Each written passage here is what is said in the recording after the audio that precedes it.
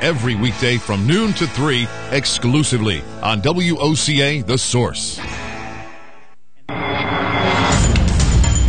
Hi folks, I'm Seth McBride with Pasture Sports, here today to tell you about our annual early buy school uniform sale, calling all students and parents. Now is the time to buy your school uniforms from Pasture Sports. Buy now, save huge for next year. So come on down to Pasture Sports for the only big school uniform sale of the year. Located on Highway 200 across from Honda of Ocala, Pasture Sports, your uniform experts.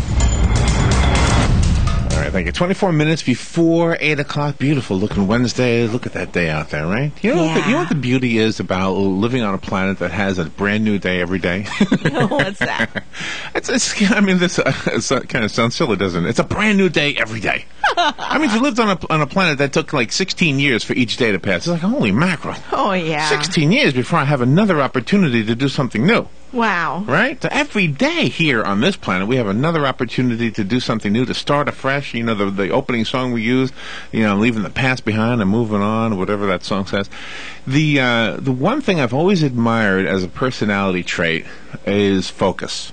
Whenever I've known anybody, now some people are focused on one thing, or they're focused on one thing at a time. Yeah. Maybe is a better way to say that. I've known people who have had, just terrible jobs. And they said, you know what, forget it, I'm not. And then they figured out a path. Maybe it required school, maybe it required something else. But they did that. They focused on it. It was nothing else. Nothing else mattered to them. You talk about the news, I don't care about the news. I'm focused on this. Yeah. That's a little extreme. I'm sure people will comment on the news. I've known people who've lost weight that way. And you sit with them at lunch and say, nope, this is what I'm having. You cannot tempt me with that ice cream. Yeah. You can't do it, right? Our next guest must be blessed with an amazing ability to focus. He has accomplished some pretty cool things. He is Bob Natoli. He has written a book called True Vision, and I think this book helps us understand maybe how we can acquire the focus that he's been able to use to be successful in his world. True Vision for Success is actually the title. I'm sorry, I didn't read the whole title. Success stories have one thing in common, true vision. I love that. Bob Natoli is the host of the True Vision TV reality series. He's the holder of eight Guinness World Records for strength and fitness. I know you want me to arm wrestle. Challenge him to an arm wrestle. I'm not going to do that, but he's on the phone anyway. I know. We can do an arm wrestle on the phone. A virtual arm wrestle. That'll be the new app, right? Yeah, there you go. You hook your arm to some device. Anyway, he's also the recipient of the Regional Ernst & Young Entrepreneur of the Year Award issued by NASDAQ, USA Today, and the Kaufman Center for Entrepreneurial Leadership. He's on the phone. It's an honor to be able to speak to him, and we're all going to be inspired by his stories, plural. Bob Natoli, good morning, Bob. Hi, Larry, and hello, Robin. How are you both today? Very good. Thank you for being on the air with us. Where are you? I'm in Central New York. Central New York. Let's see, what's that, Binghamton? What's in Syracuse? Syracuse, okay. Well, thank you for being on the air. Now, and what a kind introduction. Thank you for that. So the things I mentioned about you, I only know from reading about you, because I don't know you. I'm guessing that you've had these attributes all of your life. Tell me I'm right or wrong. Did you have these when you were 5, 6? Were you always focused? Well, interestingly enough, not really. Really? My father got me focused on entrepreneurship at a young age. I will say that. About 9 years old, I wanted a bicycle, and he said, I know how you can get it. And we lived on a few acres. He planted some pumpkins. And I had to weed them, take care of them, and harvest them, and sell them by the side of the road. And that kind of my entrepreneurial spirit was born then. Oh wow! And did he instill in you more than the pumpkins? Did you have that vision? I mean, the book is True Vision. Did you have that vision of what would be the end result? Maybe the money in your pocket, or the bicycle you would buy with that money, or something like that. That I established along the way, Larry, because I noticed that everything I tried to do all tied back to having that, what I call true vision for success, which, if we define it, is establishing a genuine, unquestionable, positive, vivid picture in the theater of your mind of exactly what you want to do. We all think in pictures. And this is a lot, I won't say it's easy, but it's a lot more simple than people think. Success at anything. If I ask you where you had lunch yesterday or where you had dinner, both of you right now are thinking in pictures. You're visualizing your home, your dinner table. Maybe you went to a place where you shouldn't go, McDonald's, and I'm anti-fast food, not just all of them, but you're picturing the Golden Arches, whatever it is. You're seeing it in the theater of your mind's eye. Right. And it's my contention that anyone who succeeds at just about anything has that true vision. They have that, not just the vision in their mind, but they see it in detail and they believe it. Really? And so the whole idea of visualization is applied in not only in entrepreneurial things, but obviously in physical fitness and in health. Have you actually tried these things? Like, have you been sick, for example, and visioned yourself healthy? Well, fortunately, very fortunately, I rarely get sick because I believe in living a certain way, eating certain foods. I have that in my book on how to put yourself in a certain frame of mind by eating certain foods. Have you ever heard anyone tell you that before? By eating certain foods to stay healthy? Absolutely. Not to stay healthy, but there's only really 4 frames of emotional mindset, and that's sad, glad, mad, and scared. Okay, sad, glad, mad, and scared. Now, you don't get a lot done when you're in the sad, mad, and scared frames of mind. That's true. So I dedicated a full chapter to how to put yourself in the glad frame of mind and which foods to eat that help propel you in that direction. All right. Now, do you have any tricks? Do you post, like, if you have a visual picture, do you also have maybe physical photographs, like, posted on your bulletin board or on your refrigerator or on your computer screen, things like that? Yeah, there's a lot of techniques in the book, and 2 of which are that are listed. One is, I think it's really important for, say, someone trying to lose weight to use what I call positive affirmation reminder cards. Okay, when do we get lost when we're trying to lose weight? At night, after 7 or 8 p.m. Always. Yeah, always. Exactly. And also on the weekend. That's because true. We get off our regular schedule, and who knows what's going to happen over the weekend. We go here, we go there, and all of a sudden we have a French fry in our mouth. Yuck. Well, you know what else? You know what else happens on the weekend? You give yourself license. Just it's the weekend. Exactly. Right. You deserve a break. So a simple affirmation reminder card, 1 sentence, perhaps 2 at most, placed in certain areas of the home, reminds you that, hey, you have a vision here to lose, let's say, 35 pounds. Let's stick to it. Don't let the weekend throw you off. Stay the course. It's worth it. We're in for the long-term gain. And also, I think it's important to use a visual picture. Put one, perhaps, what you look like, 5 years ago, 10 years ago, before you gain the weight. Blow it up. Blow it up. Put it on the refrigerator. Put it on the television right next to it. Put it on your desk. Put it somewhere where you're going to see it. In your mirror, right on the side of your mirror. So you can see it each and every day. This is what I'm going to look like. Because you know what? I did look that way. I can certainly look that way again. Yeah, that's a good idea. Each person has their own type of goal. They have their own passion.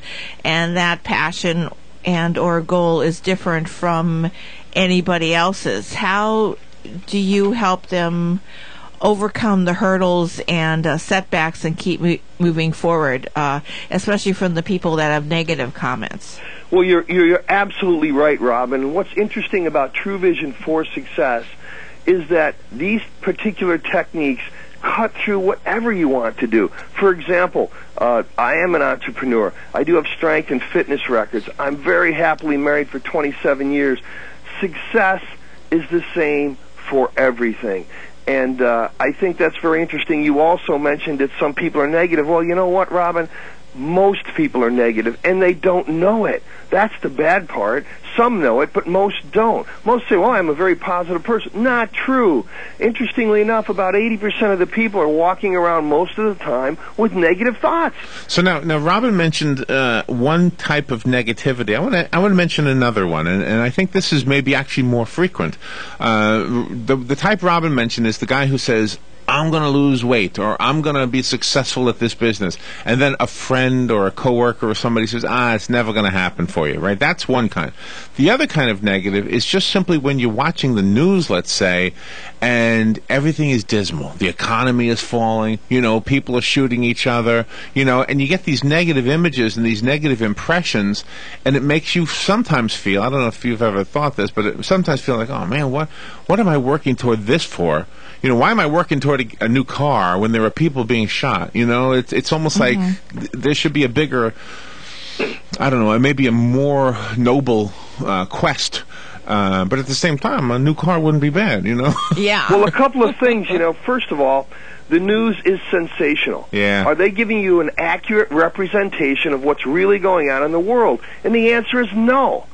No. I don't care if it's television or turn on your computer or open the newspaper. You can say radio. It's not an accurate impression of what's going on. It's what they want you to see because they think you'll tune in if they show you this particular thing. Yeah. They want to sell more newspapers and more TV advertising. So keep that in mind as you move forward. Secondly, I'd like to address the other point that you mentioned. Is it a noble cause?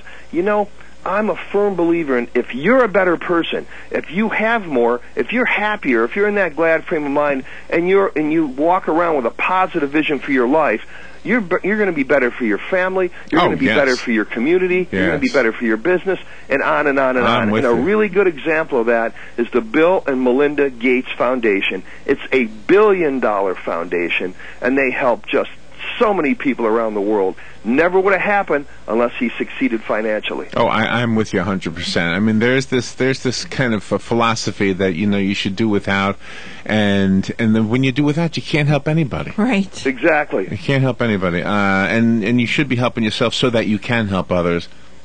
I love this. I love the way you speak, by the way. Oh, thank you. I mean, it's 7:00 in the morning, and you're up and going. You're pumping it out there. True Vision for Success. You can hear it in his voice. Bob Natoli wrote this book. I have a copy that will get you going and motivated, and it's already done it for us. So let me give away the copy I have. Gosh, I kind of wish we could speak longer, Bob. How do we get? Do you have a website? Let me start with that. I do. True Vision for Success, and that's the number 4. TrueVision4Success.com. Okay. And if they go to my website within the next 48 hours and buy a book, we're also giving away 2 CDs. One on how to get out of debt, because there's a lot of people in debt right now, and also 15 strategies for weight loss. So we're going to give away those 2 CDs if they pop in within the next couple of days. So you can go there, or you can go to Amazon.com and buy the book, or Barnes & Noble, or stop by and say hello to me on True Vision for Success on Facebook. There you go. And are you offering the book as an ebook? Not yet. Not yet. Okay.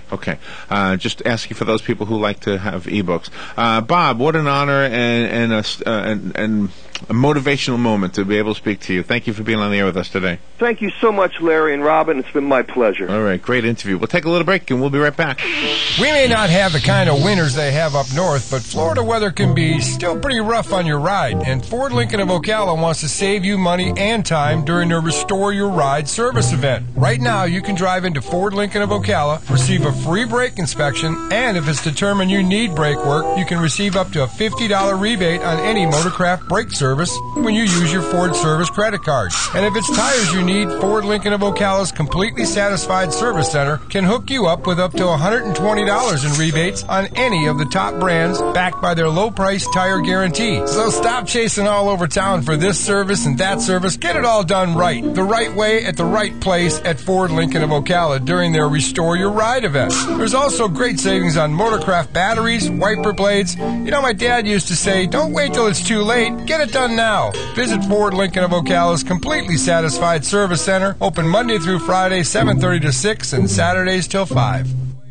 Here are today's headlines from The Source, WOCA. 31-year-old Andrew Joseph Lobin, who was arrested on June 2nd for the murders of 3 men outside of AJ's bar on Ocala's downtown square, has been officially indicted by a grand jury on 3 counts of first-degree premeditated murder. The state has not yet determined if it will seek the death penalty. Lobin has entered a plea of not guilty for the same crime that prosecutors say had at least one eyewitness. Lobin is accused of murdering 25-year-old 19-year-old Joshua Sway Santiago, 20-year-old Jerry Lamar Jr. Bynes, and 23-year-old Benjamin Howard. A public defender has been appointed to represent Loban, who has been held without bail at the Marion County Jail since the shootings. Florida Power and Light wants to build a 700-mile-long natural gas pipeline from western Alabama to Florida's east coast, which would carry 1 billion cubic feet of natural gas per day through central Florida. Some property owners have already been contacted by a company that hopes to have a hand in the pipeline project. FPL, which serves 4.6 million Florida residents, expects to award the pipeline contract in mid-July and have the project operating by the year 2017. FPL officials say the exact pipeline route will be determined by the contractors chosen for the multi-billion-dollar project. FPL officials say 70% of the pipeline is expected to follow existing rights-of-way, such as roads and pipelines like those owned by the Florida Gas Transmission Company. The upstream or northern portion of the pipeline will run from the Alabama town of Benton to a proposed interconnection hub in central Florida near Orlando. The downstream or southern portion will continue from Orlando to Martin County, where FPL has facilities in Indiantown and Riviera Beach. All of the pipeline will be underground, with the exception of some above-ground compressor stations needed to push gas through the line, according to officials. Additionally, valves, regulators, measurement equipment, communication towers, and other components that enhance safety and performance may be seen along the route. Sarah Gatewood, an FPL spokeswoman, has said the overall cost of the project is not yet known, but it could run into the billions of dollars and bring thousands of jobs and millions of dollars in new tax money. U.S. Senator Marco Rubio from Florida has been a leader in the push for immigration reform and now says people should learn English before receiving a permanent resident status. Speaking in Washington, Senator Rubio said, quote, "When you apply for that green card after the 10-year period and more has expired, you're going to have to prove that you're proficient in English because I think assimilation is important," unquote. Last week, Senator Rubio amended the bill he helped craft. Under current law, English proficiency is only required for citizenship, but this would change that if the immigration reform bill is passed. The senator's actions are being criticized by undocumented immigrant rights organizations. And Florida Governor Rick Scott is using this week's trade mission to the Paris Air Show to highlight new or expanded French connections to Florida. Scott, who traveled to France on Friday as part of a week-long Enterprise Florida trade mission, has made 3 business-related announcements. 1, Lion, which is France-based Vision Systems, which supplies aircraft and automotive components, intends to spend $1.2 million to open a subsidiary in Melbourne that is expected to create 40 jobs. Another is Austrian-based Diamond Aircraft Industries, which is an aircraft manufacturer that builds single and twin-engine propeller planes, and they have signed a partnership agreement to expand its research and development program at Embry-Riddle Aeronautical University's Daytona Beach campus. And finally, Brazilian aircraft manufacturer Embraer, which has its North American sales center and an assembly plant in Melbourne, has received orders for as many as 365 twin-engine passenger jets. Embraer is among the sponsors of the Florida Pavilion at this year's air show. And those are the headlines from The Source, WOCA 96.3 FM and 1370 AM. Don't get caught in the dark. Call Tri-County Generators, LLC first at 1-800-622-1957, your authorized Generac dealer. Tri-County Generators are there when you need them with new generators for home standby, commercial, RV, and portable generators. They also service your existing systems. Now is the time to act. Be prepared before you have an emergency. Call Mike Gant today at 1-800-622-1957. That's 1-800-622-1957 for Tri-County Generators. Hey, Matt, I know Sunrise Automotive does auto stuff, but I need some tires for my truck. Can you recommend someone? Yes, I can. We do that. No, I mean I need them installed and balanced and all that. Yep, we do that. Well, my son needed his windows tinted. Yep, we do that. I need my seat replaced. Yep, we do that too. I need a new roof line, a new spoiler, and a new trunk. We can even do that too. Okay, I get it. I suppose you can also do a radio show too, huh? Well, as a matter of fact, join me every Monday at 10 for auto repair with personal care here on The Source. Of course you do. You're listening to WOCA News Talk 1370, Ocala's source for what's happening in today's hottest, up-to-date news and topics. Thank you very much, Mr. Relatively Deep Voice Man. Wow, we're out of time. 5 minutes before 8 o'clock, Galen Unold is on the phone to remind us of the importance of donating blood. Go to Life South, give some blood. You'll save some lives, and it's as easy as that. And you only can do it once every 8 weeks. Yeah. Well, unless you're giving apheresis, right? Then it's every 2 weeks. Something like that. Yeah. We should know this by now, right? All these years speaking to Galen. He's up in Alabama again today. Good morning, Galen. Hey, good morning, Larry, Robin. How are y'all? Good. And then what is it again? 2 weeks for apheresis? Yeah, it's 14 days. 14 days. Okay. And is there like if everybody gave apheresis, if just for the sake of this question, would there be a need for whole blood? Yes. Yeah. There still is. So you have to have red cells. Okay. Red cells are and we use for every one platelet we use 5 red cells. So we still need those whole blood cells. Okay. So my donation is still needed. Absolutely. Because I can't, for some reason, I can't remember what the reason was, but when I went to get the test or whatever for the apheresis, I failed, and so did Robin. So it was your arm. Yeah, it's venous access.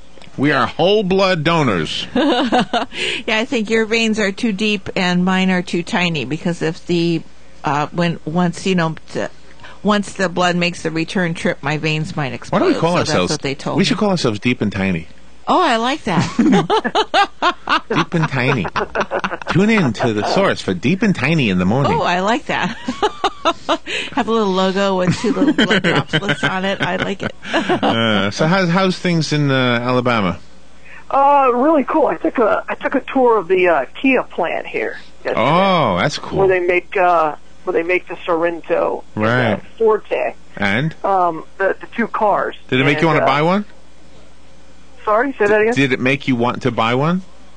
Well, I own like the sister. I own a Hyundai. So, Okay. And I've been to the Hyundai plant, and it's amazing to watch. And so as the car, it's on a conveyor belt. And so it travels something like 4 miles while it's being built on this conveyor belt. It was just amazing how it went from, it starts here as the frame, and then it just kind of moves. Oh, that is how cool. fast it moves. And it's cool to watch, but I don't know that I'd want to be one of those workers. I mean, well, it's and I think I said this about the Hyundai place, how clean it is. Larry, you can eat off the floor. I mean, the floor is polished. I can't imagine. Purity, yeah. It's amazing. It's amazing. Well, and it's not for everybody. Most of the robots pick up everything. The robots pick up everything? Oh yeah, it's highly automated. Really? Yeah, highly automated. Are the robots putting stuff together? Yeah.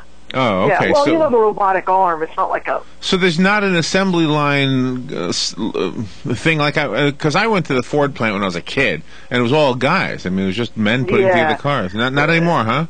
No. What the employees are doing is they're running the machines, but for the most part, there are places where they're in there, they're putting in the seats and stuff like that. But for the most part, it's done it's automated.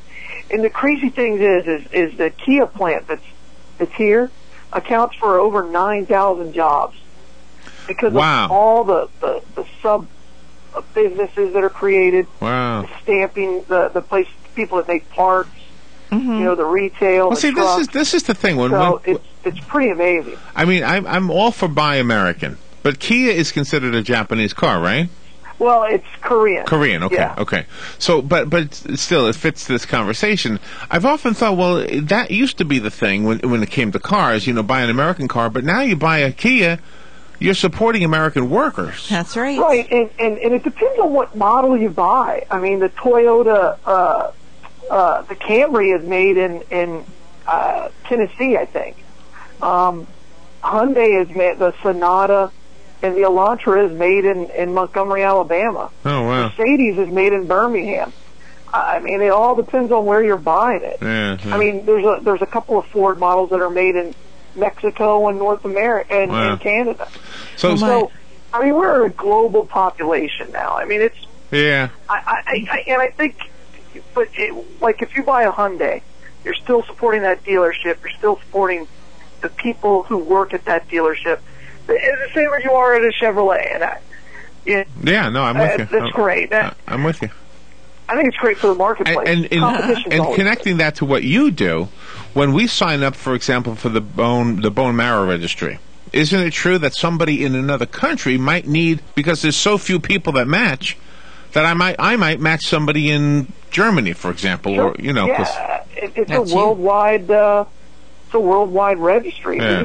We've had marrow that we've registered the donor, and it's gone to Italy and Germany. We had one to go to France 3 weeks ago. So really, that's not uncommon. Would I fly there, awesome. or just my marrow? No, just your marrow. Oh, darn. Man. You'd be a lot more likely to go. I guess I'll head over. Imagine that. I'm jealous of my own marrow. Fly back. I'll be jealous of my own cells. They'll send you a postcard. Here's your marrow by the Eiffel Tower. Yeah. We're walking by, so we can donate it at the hospital. So what are you eating? What are you eating when you're on the road? Do you go to fast food restaurants? It just depends. It does, depends. It's just like, it just depends on... Well, today I have It depends, like, if I'm taking people out or if I'm by myself. Okay, well, I have a very light topic today. It's all this is today is just talking points. If you're going to a fast food restaurant, you're sitting with some stranger. You go, hey, did you know that McDonald's? And I got a funny one for them, and I got a couple of them. Are you ready? I would never go inside and eat. Oh, you don't go inside? Myself. Oh, no? Oh, I don't either. I know. And let me ask you if this is why. It's lonely when you're by yourself, right? Right. Yeah, me too. It makes everything worse. Me too. I don't like going in. If I'm by myself, I go through the drive-thru. Drive-thru all day. I don't want to sit in a restaurant by myself. No. That's lonely. Oh, I'm with you. Wow, I didn't know we shared that. You're like, I've got a problem. Yeah, I'm here at the and now you know what happens for me? By the way, this is WOCA Ocala. Let me get that out of the way. But I've done this a couple times, and I always regret it. Don't go in. You go in, you sit at the table, and they have this overhead music, and it's playing music from when you were like 17 or 18, and you go, oh, man. And then it's even worse, right? Yeah. You hear the Carpenters. and you're chewing on your hamburger, and you're looking around. Mondays. and you see, oh, there's a family with all their kids, and look at that guy over there with his girlfriend, and here I am with a cheeseburger and the Carpenters. That's right. Yeah. But now people compensate now. They'll bring in their laptop, and they'll sit there as long as it's got Wi-Fi, and they'll eat by themselves with their laptop now. So that's a way to feel less lonely, I guess, huh? Yeah, but that's not comfortable for me to eat. I mean, I'd rather, eat like in the car looking at, nature, or eat in a restaurant with somebody than in a restaurant eating and working on a laptop, because that's not good for the digestion. Do you know what I've often thought, Galen? I know we've joked about the Cafe Risque a lot, but I can't imagine going down the road all by myself and saying, you know what, I'll get a bite to eat over there. All by myself. I completely respect that. Talk about rubbing your face in loneliness. I mean, here I am, all by myself, eating a sloppy hamburger. Yeah. having every hormone that I'm supposed to have stimulated. That's right. What the heck? I got you. Yeah. I don't get it. But these guys do it all the time, I guess. Yeah, they do. I mean, it looks like it. I mean, I can imagine when I was younger, you go to a bunch of guys, go, hey, come on, let's go to the strip club. That's right. I can't imagine going by myself. No, just don't see that happening. I don't know. Right.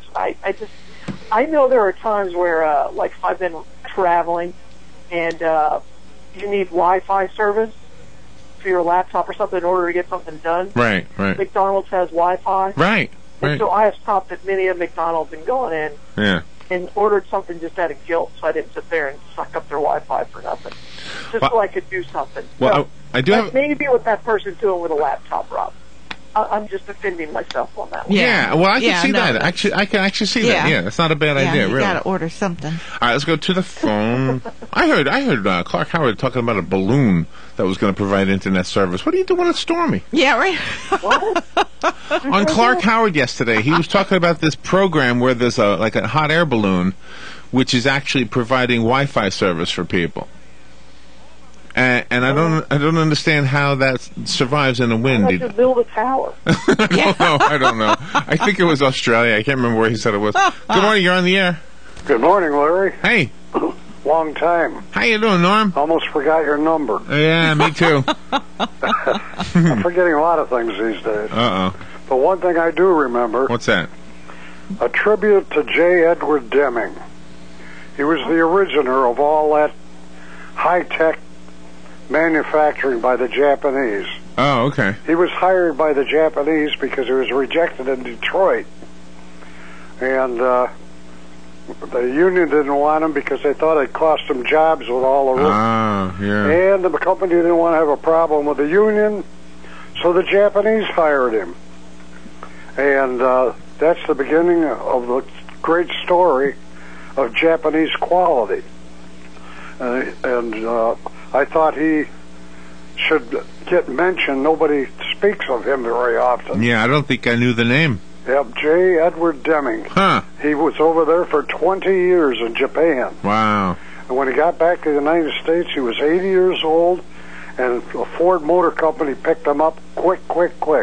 Really? And that was the beginning of the robot technology. Isn't that something? Anyhow.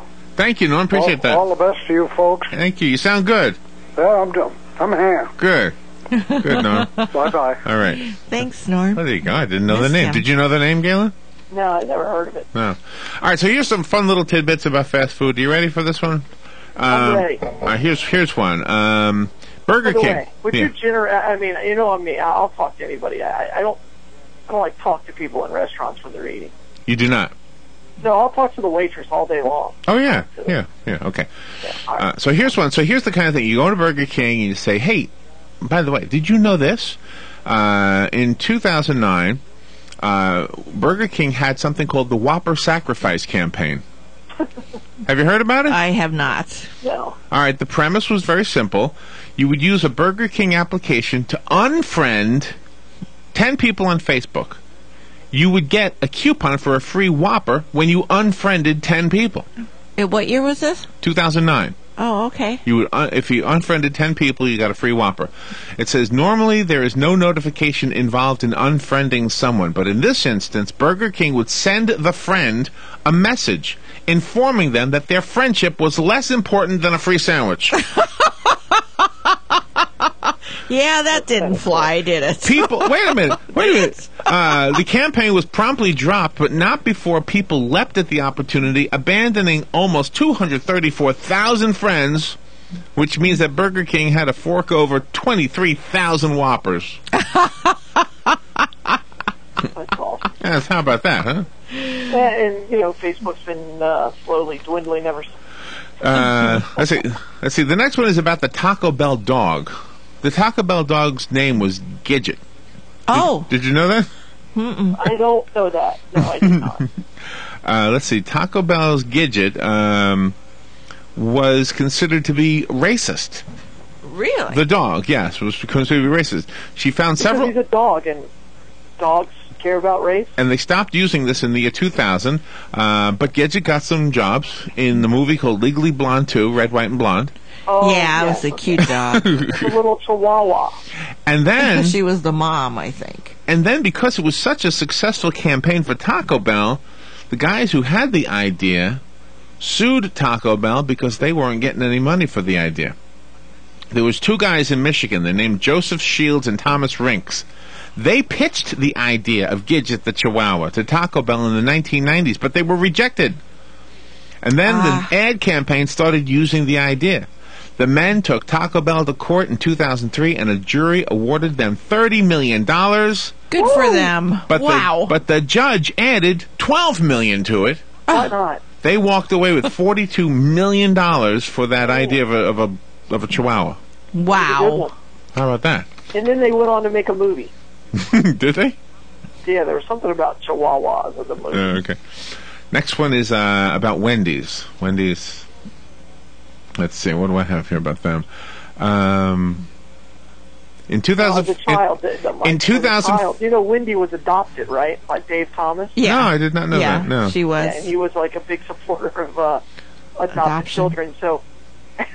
Well, here's we used to call that the restaurant for adopted children.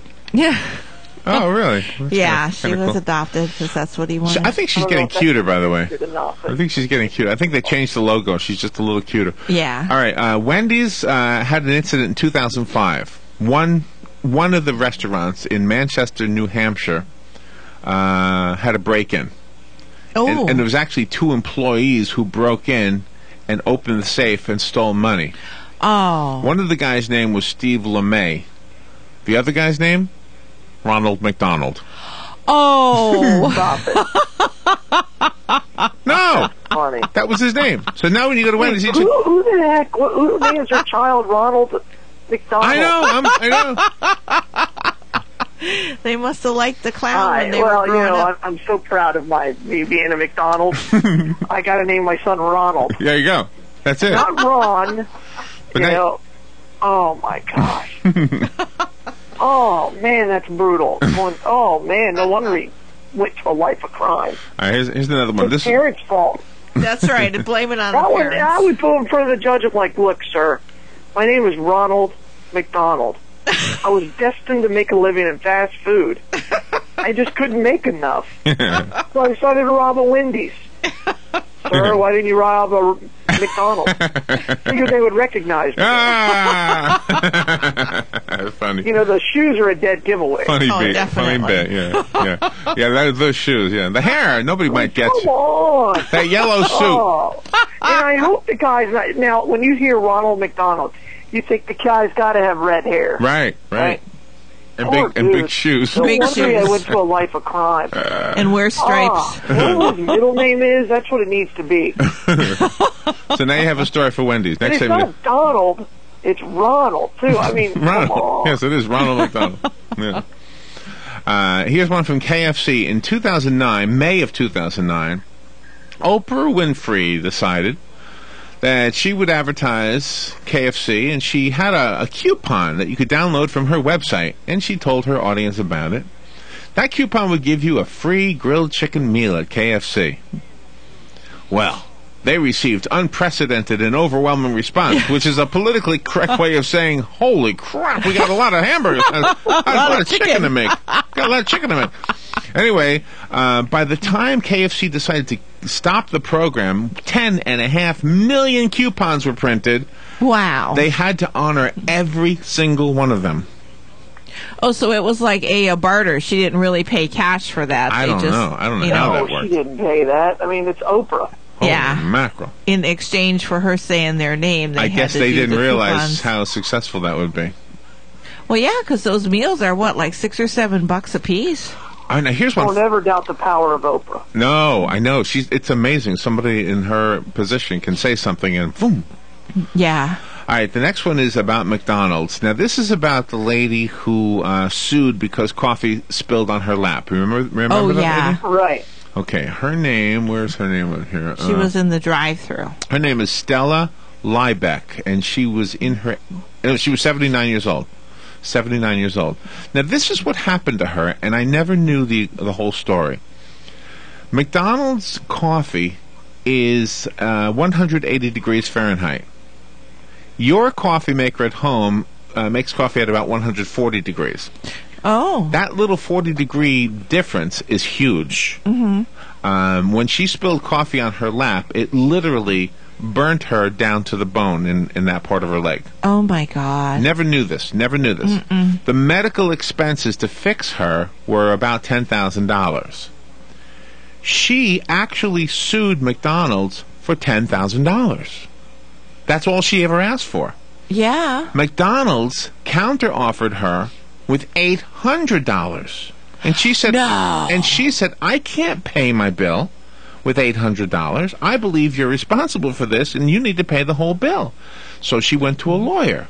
And that's when the money started racking up. Of course. That's when the money started racking up. Her attorney did some research and found out that there was another case. I should bring this up to John Fuller later Yeah. on. There was another case where McDonald's settled out of court for $500,000. When he brought that to the jury's attention, that was the kiss of death for McDonald's, and the jury awarded the lady $2.86 million, which is all I ever heard. I never heard the rest of that story. No, never ever did. And all she wanted was money just to cover the medical expenses, and then they poo-pooed that idea. It was so hot, it literally damaged her tissue down to the bone. Oh, my God. Oh, my God. That's hot. Wow. Yeah. All right, so there you go. Wow. So did you ever know that whole story? No. No. I don't think I had heard. I don't think I had heard it. I don't think I ever heard that either. I knew that their coffee was significantly hotter. Yeah. I do remember that. 180 for some reason. Hold on, the phone has rung. Hello. Good morning, Larry, Robin, Galen. Hey, Sonny. It's another prime example that you just illustrated of half a truth. What good is half the story? It makes it look like this was one of these deals strictly for cash. Right. And when you know the whole story, doesn't that sort of change all of a sudden you get it, right? Yeah. The whole picture. Yeah. That's a point with this media. Half a truth here and a half a truth there, and you have a lies up the kazoo. Thank you. Yeah, thank you. Good morning, you're on the air. Good morning. First of all, happy Juneteenth. You know what? You may not recall, but I called you one time to say that to you. Oh, you did? Okay. I did. So I did hear the story before. Yeah, you probably forgot it, but not only. I forgot it. It gets worse than that. When the judge awarded that amount, she never really even got that total. The amount that was awarded, it was reduced too. Of course. The total. But yeah, I had heard that, and that's what happened in a lot of those cases like that. You hear those large amount about those suits like that. Uh-huh. A lot of times they don't really get the total amount that's awarded anyway. A lot of times it's they'll appeal it because those big companies, you got to realize they got big pockets. They're not going to just give it up like that. But yeah, I knew that story. Oh well, and if you told it to me, I apologize. It just didn't sink in. But yeah, I forgot. It's probably been a lot of years ago. Yeah, it was a good while ago. Yeah. Okay. Thank you, Lynn. Appreciate that. All right. Got a couple more here, and then we'll say goodbye. And Galen has got business to do up in Alabama. The next story, I forgot two more. Let's see. The next one is about Dairy Queen. Mark Cuban. I might be saying his name wrong. Sometimes Cuban is pronounced Cuban, right? No, it's Cuban. It's Cuban. Mark Cuban, one of the world's richest men, a dot-com billionaire who owns the NBA Dallas Mavericks. He was featured on the NBC show Shark Tank, invested in startup businesses. In 2002, he lashed out at Ed Rush, the NBA's head of officiating, claiming that he would not hire Rush to manage a Dairy Queen. He was fined $500,000 by the NBA for his big mouth, and then Dairy Queen took offense at Cuban's insult, and they invited him to manage a Dairy Queen for a day. If you think it's so easy, come and do it. So he said okay, and he apparently did it good-naturedly, and he was serving ice cream cones and signing autographs at a store in Coppell, Texas. And, of course, it attracted a lot of the media. The lines were huge, and he was having people ordering ice cream cones all day long, but he was terrible at it. He couldn't master the swirl of a soft-serve cone. Oh, gee. Telling people, be patient with me, please. I'm new at this. It might not be pretty, but it works. There you go. Yeah, their ice cream is good. There you go. I have one more. Good stuff. One more. Are you ready for this one?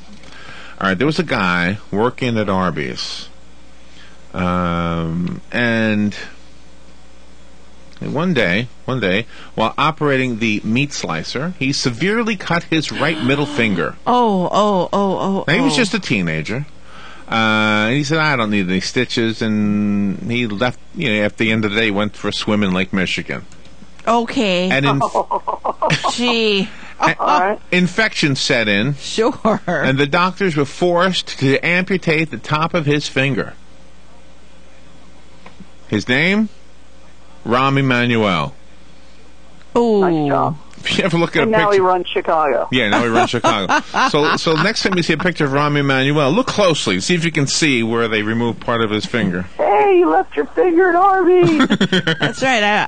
I don't want to be the one that got that sandwich. No! It's a little bloodier than usual, isn't it? Yeah. Yuck. All right, so there you go. There was my last one. Rahm Emanuel, the mayor of Chicago. Missing a finger. Who was the guy we had missing a finger? We never knew it. From Star Trek, remember? Oh, yeah. And then after we heard the news, we went back to the photos. Oh, sure. How did we never notice that? You know? James the guy that played Scotty, right? Yeah, James Doohan. I think so, yeah.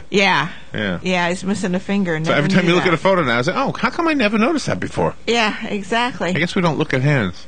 No, probably not, unless they're somewhere else. All right, Rob, we need a segue from small talk about fast food to donating blood.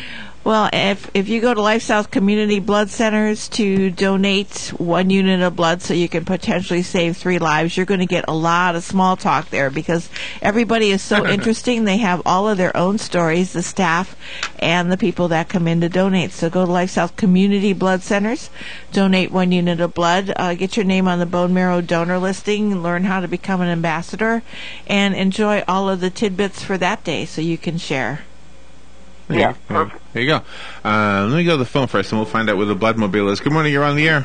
Hey, Sus, I don't mean to bug you again. That's okay. You're talking about amputation. I got a letter from my son. My son was wounded in Vietnam, and he, of course, he's retired. And he goes to Walter Reed 3-4 times a week to help amputees. Oh, boy. And he organizes people to come in and screens them to assist. But he told me something I just was flabbergasted. The guy went from there to someplace in Georgia.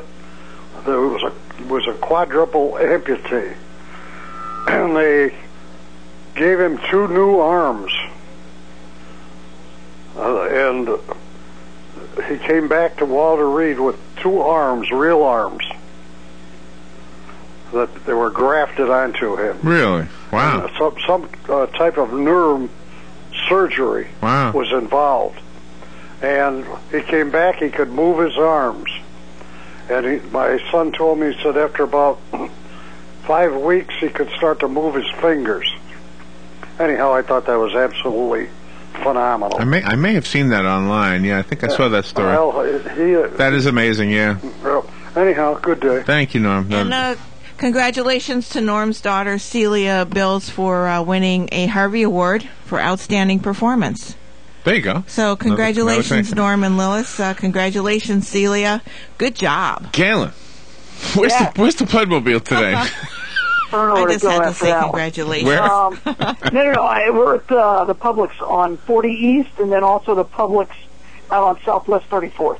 All right. If you're driving through town and you're from out of town, welcome to Small Town Radio. Yeah. There you go. I love it. Small Town Live Radio. And, of course, if you're not able to get to the bloodmobile, you can go next door to the Cascades. That's where Life South is, right here on Silver Springs Boulevard. Where would you go in Dunellen, Robin? Right next door to Sweet Bay. There you go. Sweet Bay. All right. Galen, up in Alabama for how much longer? A little while. A little while. A little while. He misses his family. Yeah. Yeah, I've been on the road 5 of the last 6 weeks. That's right, you have. I'm ready to come home. I don't blame you. Man, yeah. You going to be home for the 4th of July, I hope? Oh, yeah. Yeah. All right. Will you be careful up there, and we'll talk to you tomorrow. All right, you guys are the best. Okay. Thanks, all. We'll take a little break. We'll be right back. Call me crazy. Some people say insanity is doing the same thing over and over, expecting a different result. I think insanity is 1,000 single-sided, full-color business cards for $15, or packing service for 50% off. Call me crazy. Regency Printing on the corner of Northeast 25th Avenue and 24th Street. 789-6683. That's 789-6683. Look for the yellow signs.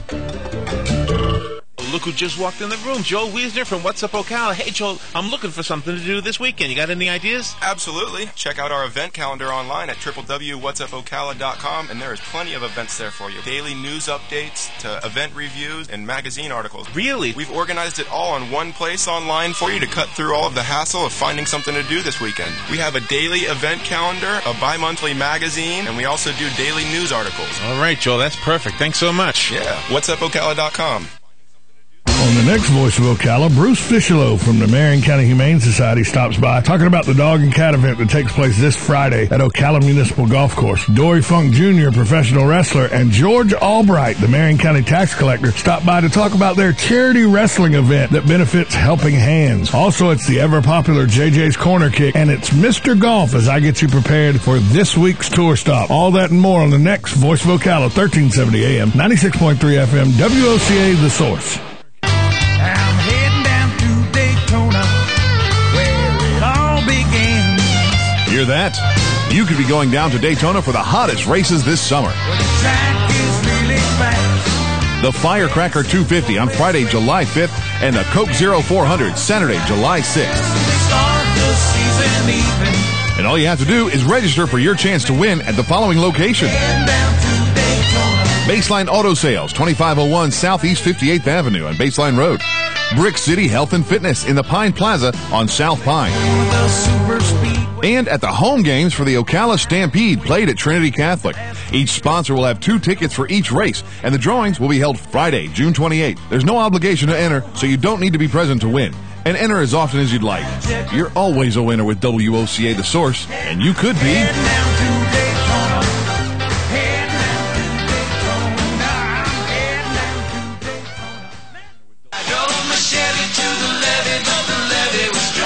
All right, 25 minutes after 8 o'clock, let's take a look at the price of gasoline and see what we're doing here. The average in Ocala right now is $3.48 a gallon. That's down 2 cents since yesterday. The best price in the area is down in the Villages at the Shell station on Wedgwood Lane. They've got gasoline for $3.31 a gallon. That's for regular unleaded, of course.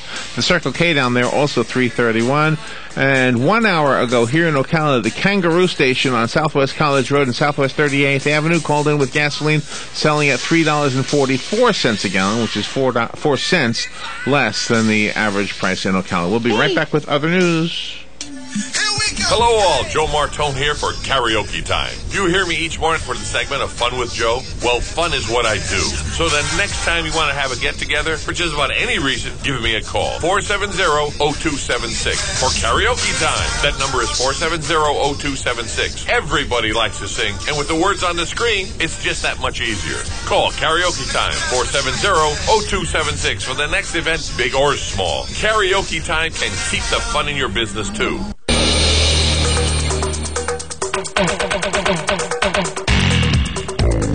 All right, let's see. I've got some other news. These are the stories that just don't fit anywhere else. We only have about 3 minutes to do this, so let me squeeze as many in as I can. The Oreo cookie company, or the Nabisco company, I should say, makes Oreos, and the Oreo has recently been coming out in flavors that are different than the traditional chocolate with the cream in the middle. They've recently introduced the Dolce de Leche Oreo, the Triple Double Oreo, the Birthday Cake Oreo, the Uh-Oh Oreo, where the vanilla cookies with chocolate icing was the way it was backwards.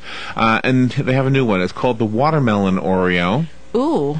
Watermelon flavored Oreos. Wow. I love Oreos. There you go.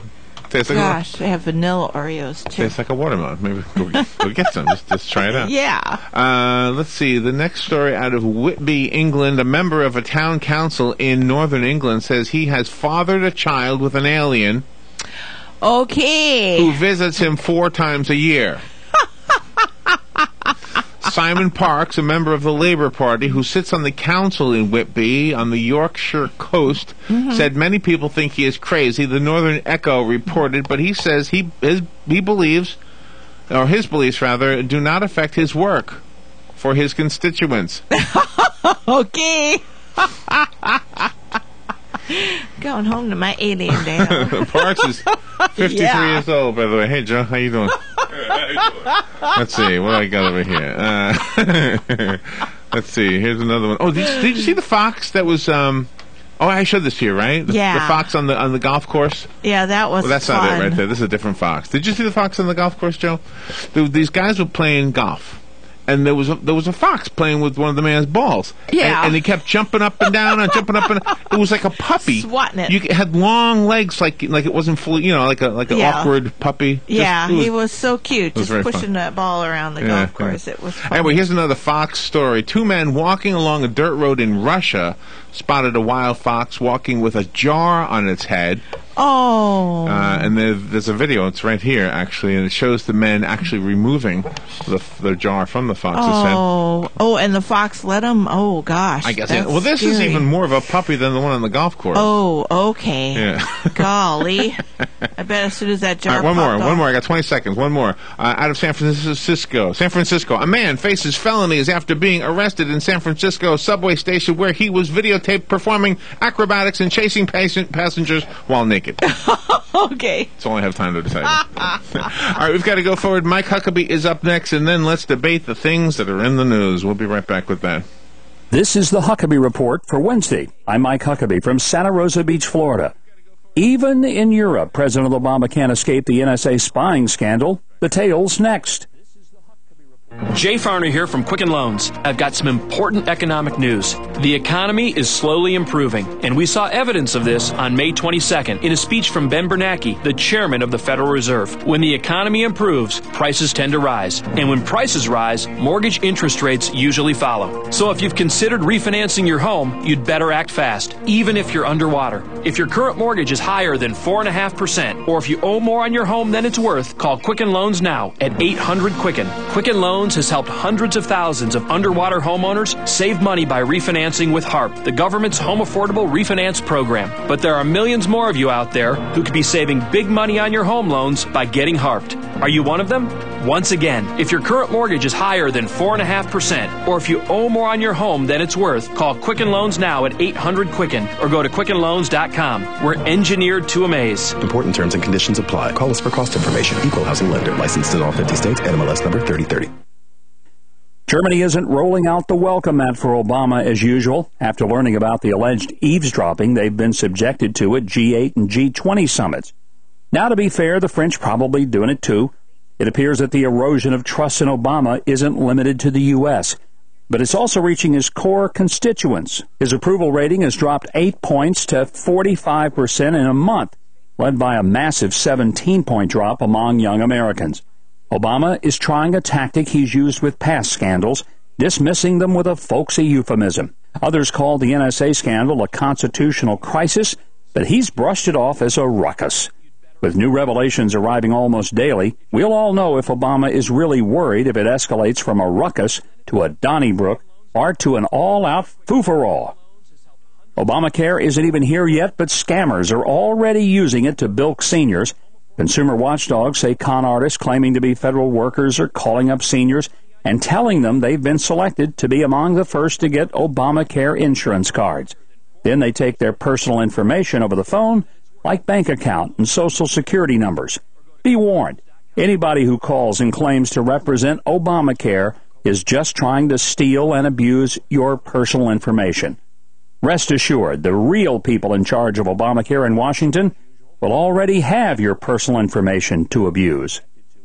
Finally, there's another disturbing aspect of the NSA leaking story besides the idea of the government spying on its own citizens, and that's that all the private information was accessible by a low-level contract worker like Edward Snowden. Even if government employees are thoroughly vetted to be trustworthy, what difference does that make if all our sensitive information is also in the hands of outside contract workers who could leak it or sell it or use it to promote their own political agendas? If the government is going to collect a lot of sensitive personal information on all of us, might be time to reassess the use of contract workers in handling it. Now, as a former governor, I can tell you that there are some good things about contracting out some government duties. It can help reduce the size of government, keep operations more efficient, even save the taxpayers money.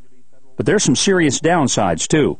It's an open door to crony capitalism where powerful bureaucrats help their friends land some fat government contracts.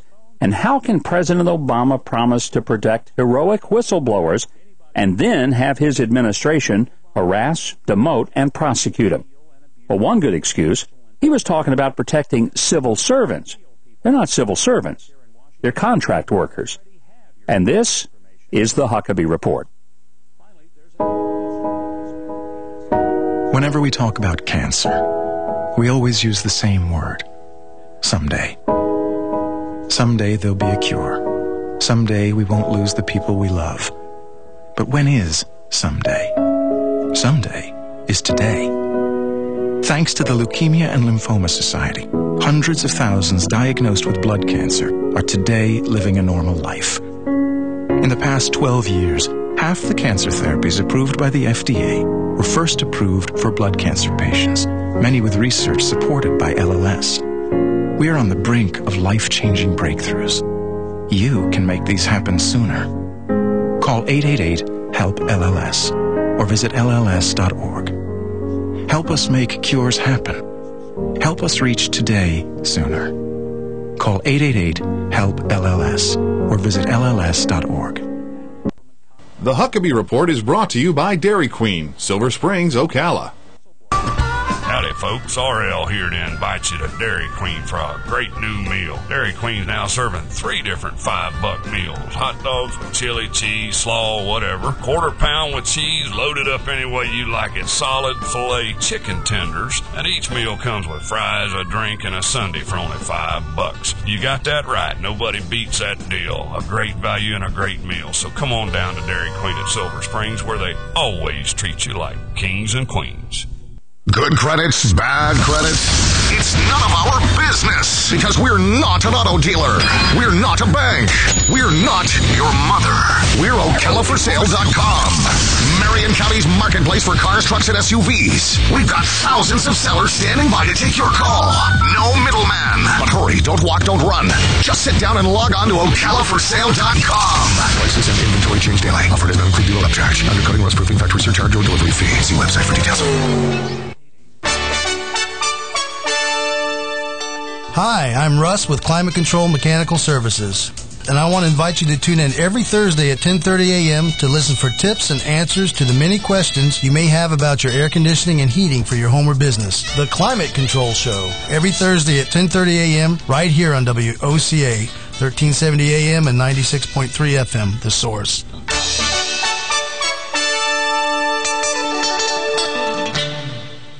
Ocala's information station, 1370 WOCA. Ocala.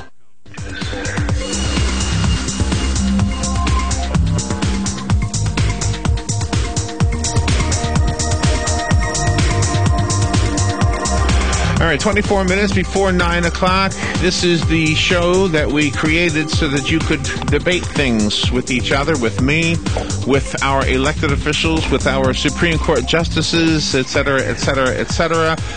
We do this with the spirit of respect for other people's differing opinions, because when we have respect and when we recognize that somebody else is intelligently differing from us, then we question whether we're missing something, and that's always a good thing. And sometimes it helps us to amend our positions on different issues, and ultimately the practical application to that whole process is that we then write a letter or make a phone call and express to those people who are supposed to be representing us in their elected positions. We express to them how we feel, and then they're supposed to then respond by voting according to their constituents. It just doesn't always work that way, but that's what I think is the practical application to intelligent debate, which I am proud to say we do pretty much regularly here, even if it is only 20 minutes long. Today I'm going to talk about 2 things real quickly, very quickly. The phone number to call in and participate in this debate is the WOCA Climate Control Source Hotline, 622-9622. The area code is 352 for those out of the area, so 352-622-9622. I am going to tell you that I disagree with the U.S. Supreme Court's ruling 2 days ago that states cannot, on their own, require would-be voters to prove that they are U.S. citizens before they use a federal registration system designed to make signing up easier. The justices voted 7-2 to throw out Arizona's voter-approved requirement that prospective voters document their U.S. citizenship in order to use a registration form produced under the federal motor voter registration law. The two justices that I agree with are the two I agree that they should be allowed to do that. It doesn't make any sense at all to me. No, it doesn't. To say that you can vote in an election when that you can't prove that you're an American citizen. That's right. It does not make any sense to me at all. That's right, it does not. All right. So I disagree with that, and so I told you to be real quick. And I'm going to tell you I also disagree with Marco Rubio. Now, I'm guessing a lot of you agree with my disagreement on the Supreme Court. I'm also guessing a lot of you disagree with my disagreement about Marco Rubio.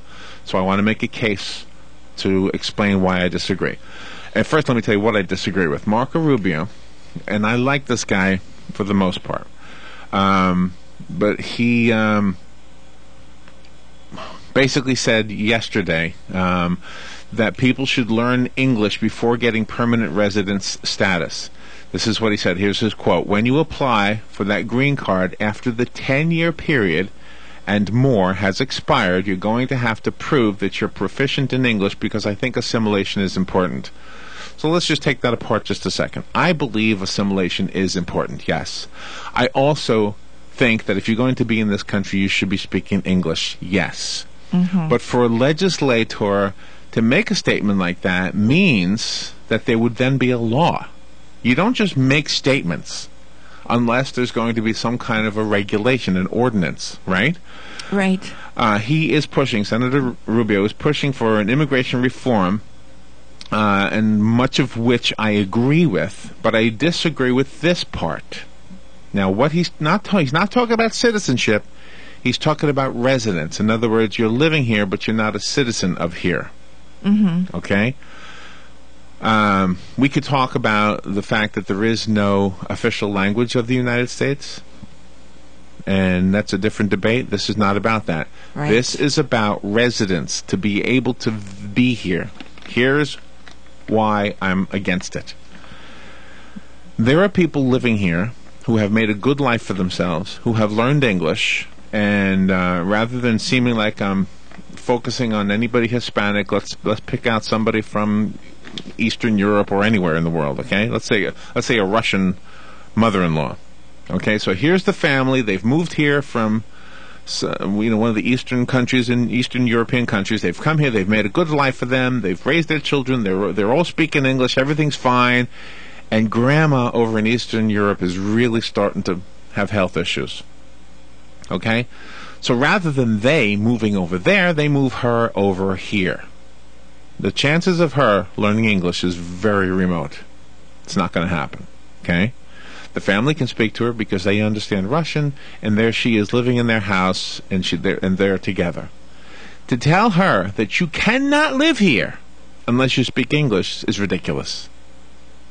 That's why I'm against it, because you're going to find examples like that.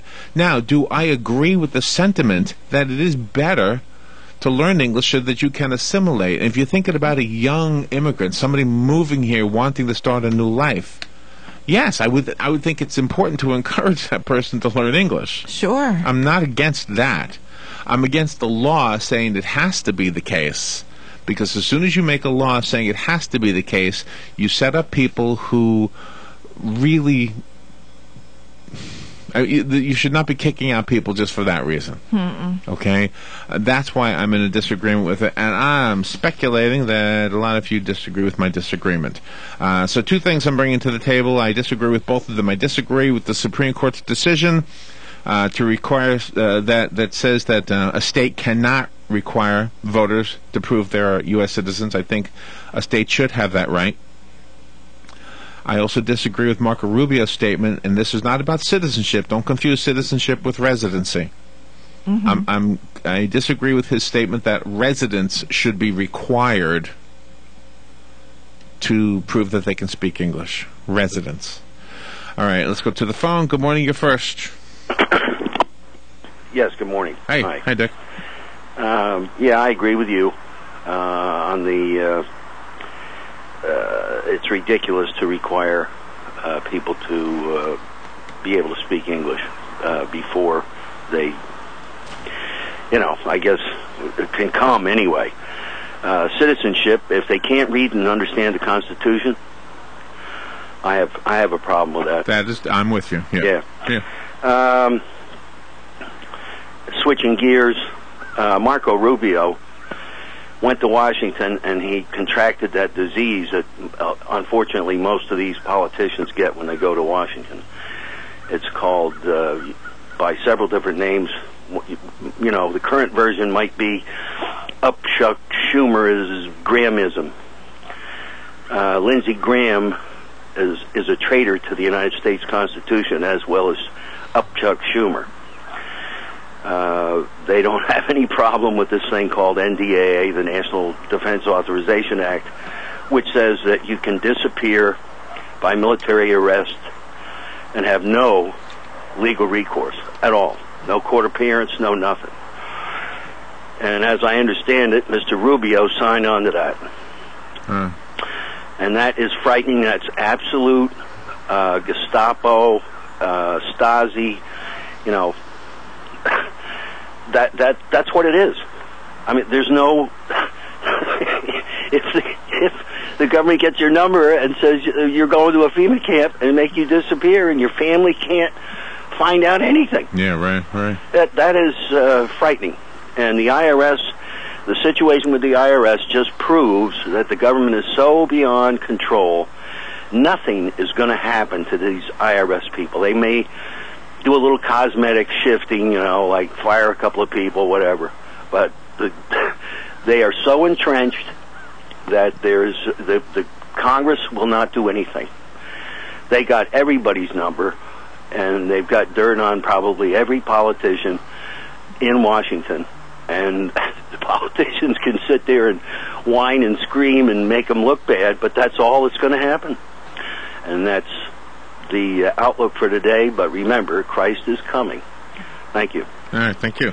I had to call the IRS yesterday. Yeah. I sat on the phone for 15 minutes listening to elevator music, and before I did that, I entered all my information with the touch-tone stuff, right? So they had my social security number, my birthday, whatever else they asked for, right?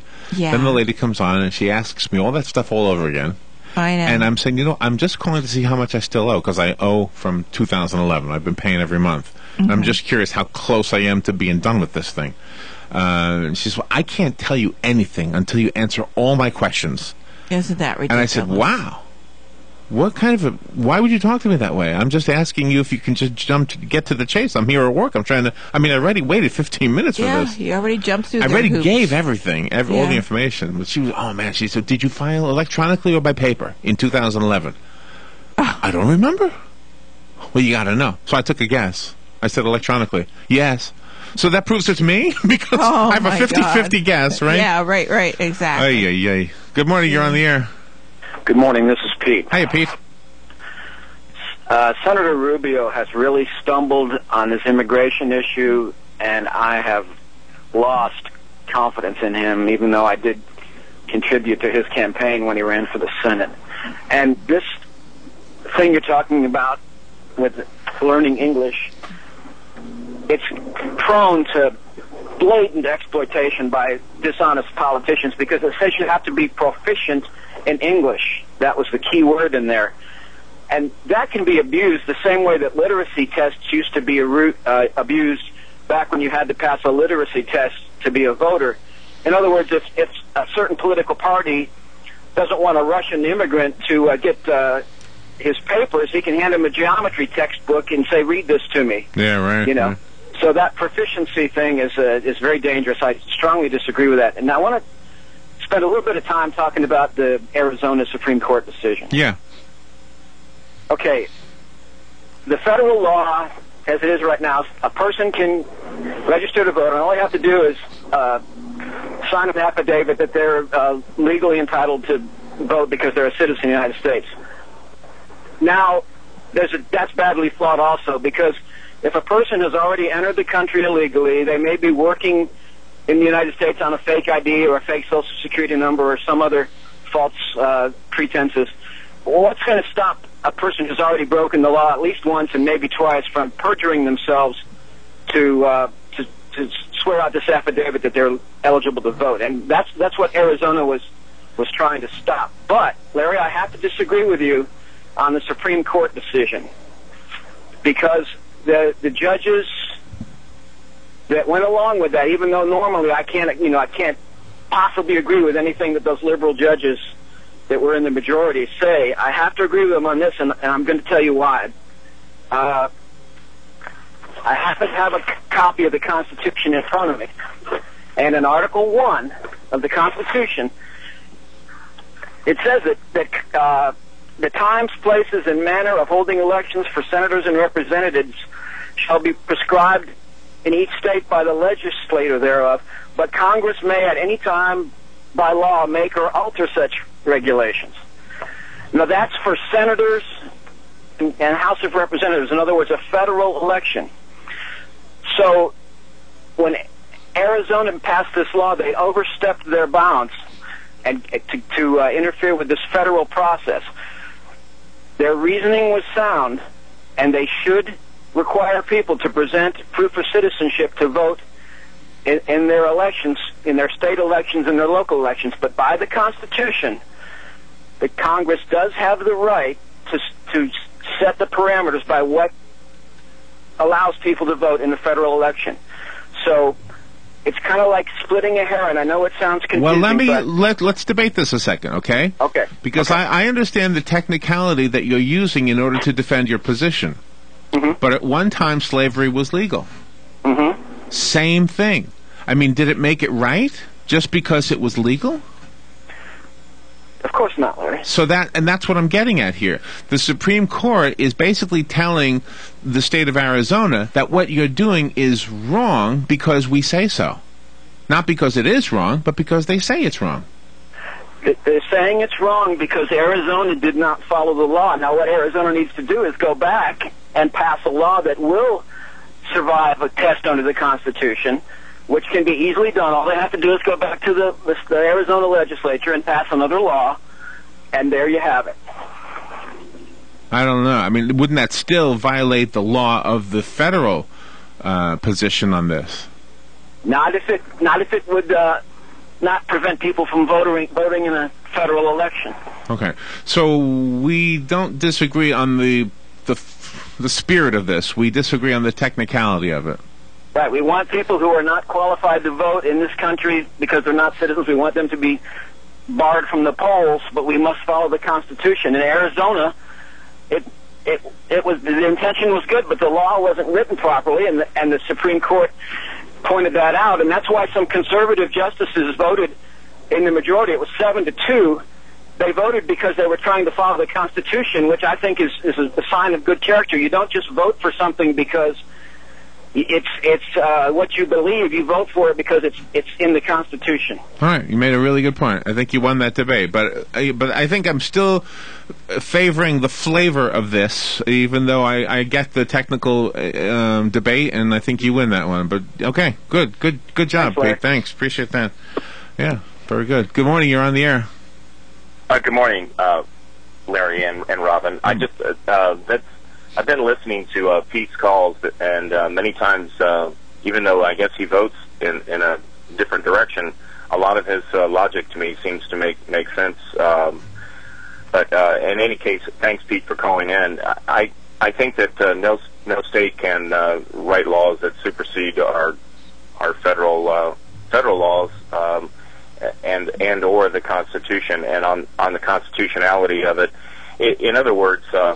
The test, having worn a uniform in the United States as a policeman, I think it wouldn't take me 2 minutes to find an American right here in Marion County that would still think that policemen and sheriffs or state police have the authority to ask somebody, where are your papers? And that's, a policeman doesn't have a right to ask who you are, where you're coming from, without some probable cause. And even if he has probable cause to ask who you are, he doesn't have the right to ask where you are from, or what are your circumstances. That's not his obligation. The obligation is the enforcement to be done by the federal government as to whether it's succeeding or failing or not.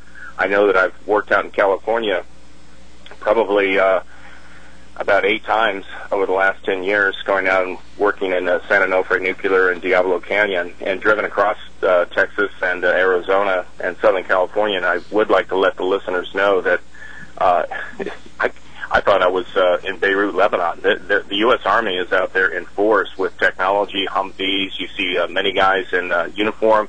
It's literally the National Guard, some active duty Army components, reservists.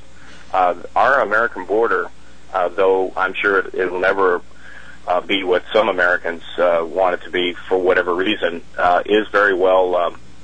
And these aren't just overt spots. These are people, that are back in the boonies. If you look around, there's not a lot to look at when you drive across the country in the Southwest. So having been G.I. Joe as well, I kind of have an eye for catching camouflage in the camouflage, so to speak. And I see our border pretty well maintained, so I am impressed with that. I would support the Supreme Court ruling on that. The intent of the law, I wouldn't totally disagree with you on that, Larry. But I would just ask listeners, whether it's Arizona or Florida or Idaho or Illinois, how would you like to be? And getting back to your example using a grandmother figure, you're a big white guy. I'm a pretty good sized big white guy, Larry. I may be Caucasian, but do I not get asked about my heritage or citizenship? And that is actually considered discrimination. So that's part of the law on asking people, giving the authority to city state officials.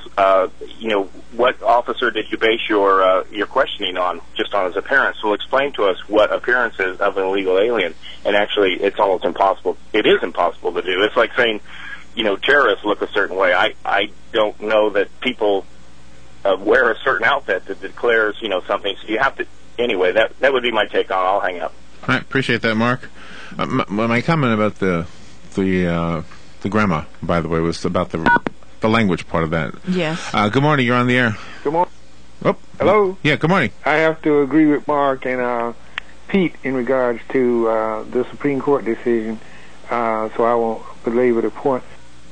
I also agree with you on the thing with Marco Rubio, and Pete pointed out one thing. The term proficient is what really, sort of gets you too, and it's just for a resident. One thing, today is June 19th, and back in 1865, a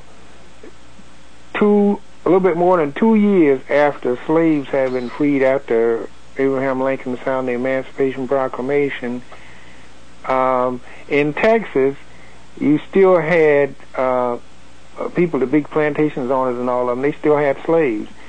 And when the guy finally got through and told them, hey, you guys were free, over 2 years ago, by the signing of the Emancipation Proclamation and Executive Order, I think it was number 3, rather than let those people, a lot of them go, do you know what happened to a lot of those slaves? A lot of the plantation owners killed them. Oh, my goodness. Yeah. So I say that to say that many a times, whether we like it or not, federal law is misconstrued, and sometimes in certain states and things, people, unfortunately, they'll pass laws that really violates the Constitution, no matter what the intent might be. And like I said, in Texas, what they did was they decided, hey, as long as they don't know, we don't, we keep it from them. The first guy, as a matter of fact, that was going to come down and inform them, that was sent down to inform the slaves that they were free, he was killed by the Confederates. So anyway, wow. Well, you all have, see, every once in a while I change my mind. So I guess I see it the way you're seeing it now. Okay, have a good day. I appreciate the wisdom. That's kind of why we do this. And hopefully I've reciprocated sometimes. And it's just amazing to me, though. People will pass laws and things, and they will plead ignorant of the Constitution. But then if using the Constitution is good for their cause, then they'll be all over the Constitution. Yeah, so that's true. I just don't like that. Good morning. You're next. Hi. Yeah. I just want to point out that Lenny is technically wrong about the Emancipation Proclamation freeing slaves in Texas. It did not. That emancipation applied, Lincoln was using it really as a political tool, and it didn't cover all the states. And I challenge Lenny to research that and find out for himself. So Texas basically, until what was it? The 14th Amendment came in, which was 1870 or so. That's when slaves were really emancipated. Now, in a de facto sense, after the Civil War ended, you could say by default the slaves are freed. But technically, according to the Constitution, well, if you want, some people don't even believe that the 14th Amendment is constitutional. But Texas, to this day, maintains its. When it became a state, it was a fully free existing republic, like all the other states were originally, and maintains its right to this day to secede if necessary. Thanks. All right, thank you, Dick. So again, on technicality, I'm guessing I guess you could look that up. Yeah. All right, let's go forward. It's 9 o'clock. We've got to end this one and move on to the next one. Robert P. George is coming up next. He's written a book called Conscience and Its Enemies, Confronting the Dogmas of Liberal Secularism. Sounds interesting. We'll be right back. Here it is.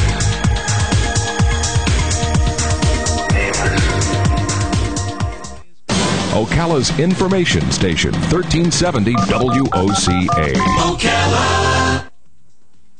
ABC News Now. I'm Karen Chase. To sidestep a showdown with government regulators, Chrysler is now agreeing to recall older model Jeeps with rear-mounted gas tanks. The company insists they're safe, but will install trailer hitches to reduce the risk of rear-end crashes causing fires. If you plan to cross that bridge when you come to it, keep in mind a new report suggests 1 in 9 bridges is structurally deficient. The report by Transportation for America comes less than a month after the collapse of an interstate span in Washington state. Using backhoes and cadaver dogs, FBI agents are beginning a third day of searching a suburban Detroit field for signs of Jimmy Hoffa.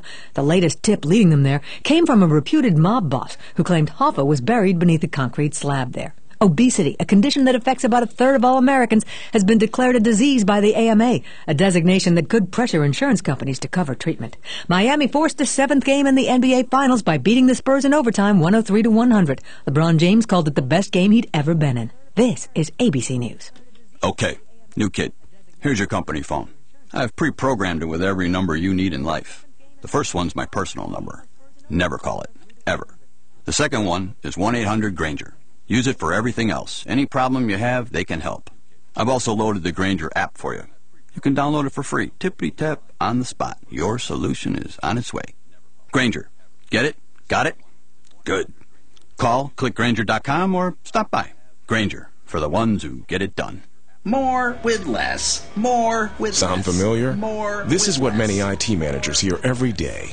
The IBM System X3650 M4 Express server with Intel Xeon says do more for less. It's easy to manage, designed to deliver 84% greater performance, and can handle as many workloads as 25 prior generation IBM systems, all at an affordable price. Like how that sounds? Learn more at ibm.com/more for less. The weather is brought to you by myfwc.com. Life jackets save lives. We're at Florida. Partly sunny today. There can be a thunderstorm around at any time. The high 88 to 92. A thunderstorm in the area this evening, then partly cloudy later tonight, though 71 to 75. Partly sunny tomorrow with a thunderstorm in the afternoon, high 89 to 93. For Friday, times of clouds and sun. Look for a couple of showers and a thunderstorm, high 86 to 90. From the Florida Weather Center, I'm meteorologist Joe Lundberg. You're listening to WOCA News Talk 1370, Ocala's source for what's happening in today's hottest, up-to-date news and topics. Keep up with what's going on in the downtown area with Ocala Downtown Newspaper. Delivering thousands of newspapers to businesses in the downtown area, Ocala Downtown is there to keep you informed. They even have Tom's Picks, a free referral for people who are looking for a company to do work for them. Tom's Picks will refer the company that fits your needs, and all we ask in return is that you tell them where you heard about it. It's simple. For more info, just call Tom's Picks, 352-804-1223, and pick up your copy of the Downtown Ocala newspaper today. Now read Ocala Downtown newspaper online. Legally Yours, brought to you by Fuller & Fuller Attorneys at Law. On the air every Wednesday morning at 10:30 a.m. with John Fuller, a board-certified civil trial lawyer for over 25 years. John welcomes your questions from business to complex family matters to legal disputes. So tune in every Wednesday morning at 10:30 a.m. for Legally Yours with John Fuller, right here on WOCA 1370 AM and 96.3 FM, The Source. Gene Powell Pasture Mowing. Our tractor services include bush hog, disking, front-end loader, box blade, and stump grinding. We also have zero-turn mowers for the smaller paddocks, aisleways, fence rows, and lawn care. Fence row spraying is also available for weed control. We are licensed and insured. Gene Powell Pasture Mowing, 352-629-2440, or online at powellgene, Gene, at yahoo.com. Gene Powell Pasture Mowing. Habitat for Humanity of Marion County is a ministry dedicated to improving lives by providing affordable and decent housing. Help them help others by visiting the Habitat for Humanity Ocala home store on Northwest 27th Avenue. To schedule a donation, give them a call and they'll come and pick it up. For more information, visit habitatocala.org. Habitat for Humanity of Marion County, building homes, building hope, building community. You've got a garden and we've got a show for you called You've Got a Garden with your host, Master Gardener Carol Ann Baldwin. Carol Ann answers your questions about your flowers, your veggies, your grass, your trees, even questions about your bugs. And she's only on WOCA, so don't miss Carol Ann Baldwin and You've Got a Garden each Tuesday from 9 a.m. to 10 a.m. right here on WOCA The Source. Howdy, folks. RL here to invite you to Dairy Queen for a great new meal. Dairy Queen's now serving 3 different $5 meals. Hot dogs with chili, cheese, slaw, whatever. Quarter pound with cheese, loaded up any way you like it. Solid filet chicken tenders. And each meal comes with fries, a drink, and a sundae for only $5. You got that right. Nobody beats that deal. A great value and a great meal. So come on down to Dairy Queen at Silver Springs, where they always treat you like kings and queens. This is Don with ABC Frederick's Appliance. Here's my daughter, Lena. And hey, everybody, it's Lena. You need to come down to ABC Frederick's Appliance on County Road 25, just over the railroad tracks in Bellevue, where you are treated right with the right products, like Whirlpool, Maytag, Crosley, and Speed Queen. These are the new ones. Don't forget, we also carry used appliances that we warranty. ABC Frederick's Appliance does repairs, too. Call us at 629-5181. ABC Frederick's Appliance on County Road 25, just over the railroad tracks in Bellevue. It's at 629-5181. News Talk 1370. WOCA invites you to discover your full business potential. News Talk Radio is the perfect environment for your advertising. WOCA's News Talk format pinpoints information-hungry, better educated, high-income adults. So use us to talk to them. Call 732-8000. 732-8000. We're Ocala News Talk Radio. News Talk 1370 WOCA. Ocala's information station, 1370 WOCA. Ocala.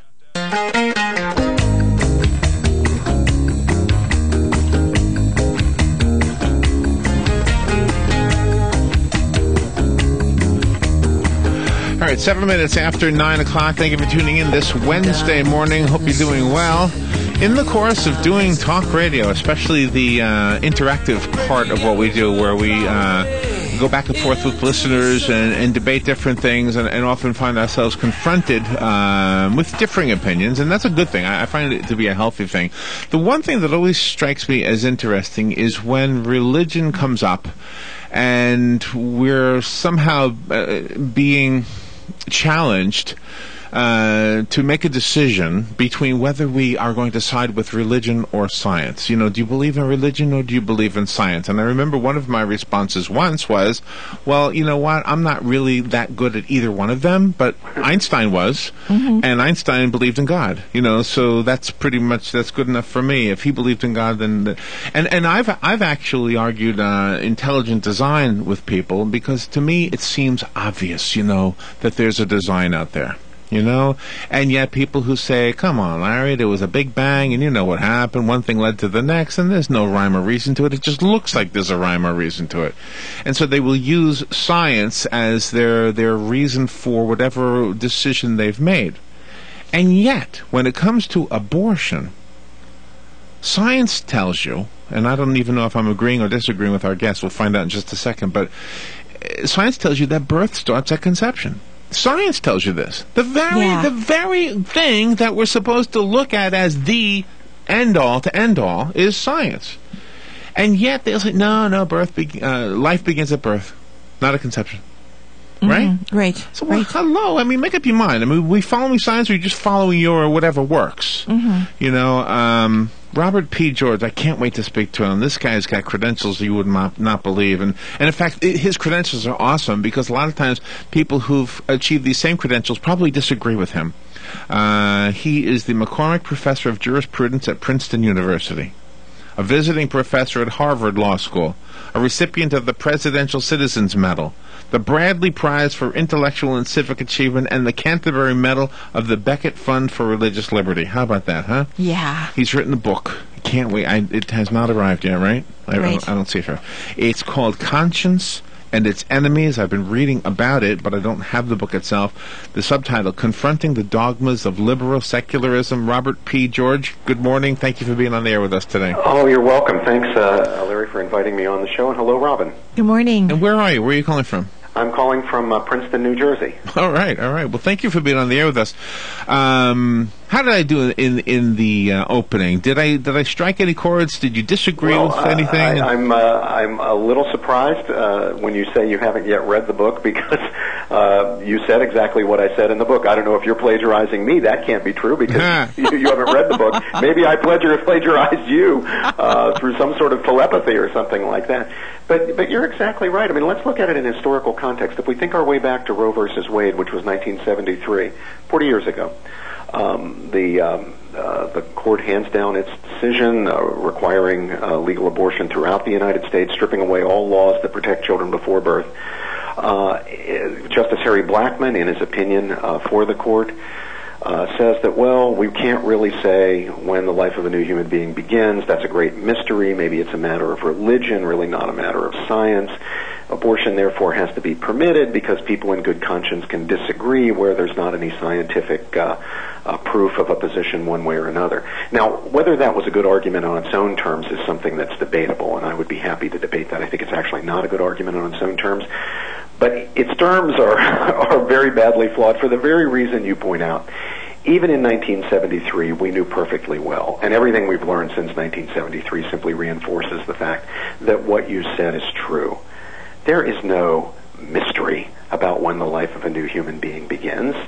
This is something that it's not something we look up in the Bible or based on revelation or the authority of some particular ecclesiastical body, a church, or a religious tradition. No, these are elementary facts of science which anybody can easily look up in any book used in American medical education or practice of human embryology and developmental biology. The basic fact is this. From the very beginning, from fertilization forward, that is the earliest embryonic stage, we have a distinct new organism, a living member of the human species that by developing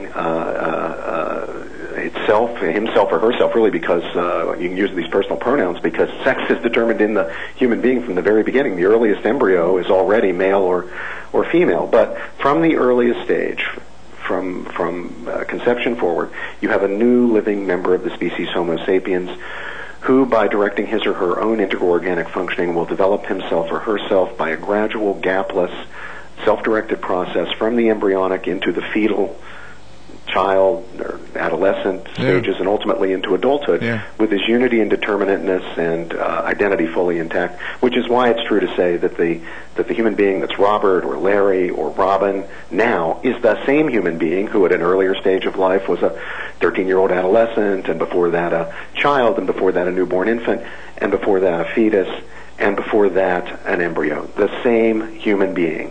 Our identity began, things began happening to us, our biography began from the very beginning. And I stress again, this is not a matter of religion, it's no great mystery, it's not something we get from religious authority, it's a sheer matter of scientific fact. Right. And I don't understand why so many people who regard themselves as pro-choice refuse to look that fact in the face. They rarely deny it because it's embarrassing to actually deny it, but they try to obscure it, they try to lay it aside, they try to avoid attention being called to it. But, as famously was said, facts are stubborn things, and that's a very stubborn fact. I have been told this. I have been told that since you're a man, you don't have a dog in this fight, and therefore stay out of the debate. And I've often said, well, okay, maybe I don't have a dog in the national fight, but I have a dog in my own fight. In other words, in my own life. If I'm opposed to abortion, I have a simple way to make sure that no child of mine is ever aborted. I simply don't have sex with anybody unless I'm sure that that lady's going to be the mother of my child. Right. And there's one good way to do that. It's to marry the lady. And nobody's saying that if her life is in danger, because of the pregnancy, should we then take action? I think then it should be allowed, but... Yes, and that's a very rare case. And all the abortion laws, historically in the United States, those that were swept away in Roe versus Wade, all permitted the destruction of fetal life where it was unavoidable in an otherwise completely justified effort to save maternal life. That was always the law. That would be the law if we return to the protection of unborn children. It's also extremely rare. Fortunately, just as infant mortality is no longer something that it still exists, unfortunately, in too large a number. But with good medical practice, it shouldn't happen very often. It should be very, very rare. The same would be true in the case of ending fetal life in a surgical operation to preserve maternal life. I would make another point, Larry, about this idea that men are not allowed to have an opinion on this. Well, it's true, you're not a woman. You're not going to bear a child. But you, like Linda and like me and like every listener who's listening to this, was once a fetus, just as you were once an adolescent and just a child. The very same being that is I don't know how old you are, let's say 29-year-old Larry, is the same human being who was that 13-year-old adolescent and that 2-year-old toddler and that fetus emerging from the womb waiting to be born, who, if abortion is permitted, could be victimized by it. There's no doubt of what goes on in an abortion. It's the tearing off of human limbs. It's the spilling of human blood. The human identity of the victim of abortion is very, very clear. There is no scientific doubt about it. Those are human arms and legs. Those are human blood. That is human blood. We're talking about the killing of a human being. Yeah. Now, if we're going to be consistent about it and honest and candid, we'll go where my Princeton colleague, Peter Singer, goes. He says, of course we know that abortion is the taking of a human life. Of course we know that. That's a matter of scientific fact. Singer famously said this to Cuomo, to Governor Mario Cuomo, in a letter to the editor when Cuomo said we should permit abortion because no one can say when life begins. The ultra-liberal Peter Singer wrote in and said, of course we can say when life begins. It's a matter of scientific fact. Of course we can say abortion ends a human life. That's a matter of scientific fact. We should permit abortion not because there's no human life there. There is a human life. We should permit abortion because we don't yet have a person, and we don't yet have a person until several months or perhaps a year or more after birth.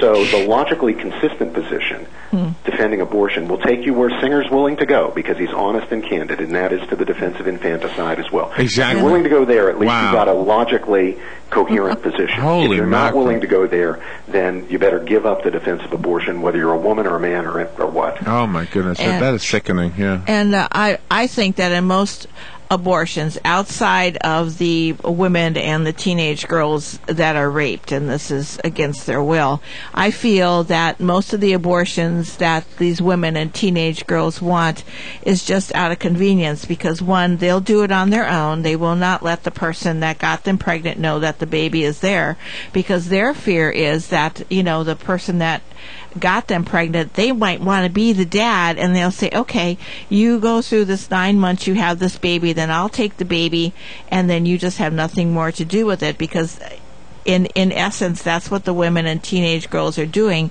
They don't want to be... They don't want to have any responsibility for this baby, but if somebody outside of their own selves, sees them being pregnant and then having the baby and then giving the baby up, that they're going to be chastised for being a bad person. And I think that's the real reason that they have these abortions, because they want to have it in secret. They don't want to have this baby and allow the person that's the dad to have a choice in this. Well, Linda, I have over the years... Robin. Her name is Robin. I'm sorry, Robin. Yeah, sorry. Okay. Robin, over the years I've done a lot of work with pro-life clinics, with pro-life women support groups, who reach out to women, in many cases young women, who are pregnant or in need and who are scared and are contemplating abortion. And I've been struck by two things, not true in every case, but in a remarkably high number of cases. In working with these girls and women, I found, an extraordinarily high number of girls feel pressured into abortion by boyfriends, by parents, by the men in their lives, by other family members. And that's a terrible thing. They're intensely subjected to pressure. Again, not in every case, but in a very high number. Yeah, and the second thing is how often these women are simply lied to about the scientific facts by people who run the abortion clinics and who profit from abortion. They are told, for example, well, there's not really a human life there. It's just a blob of protoplasm.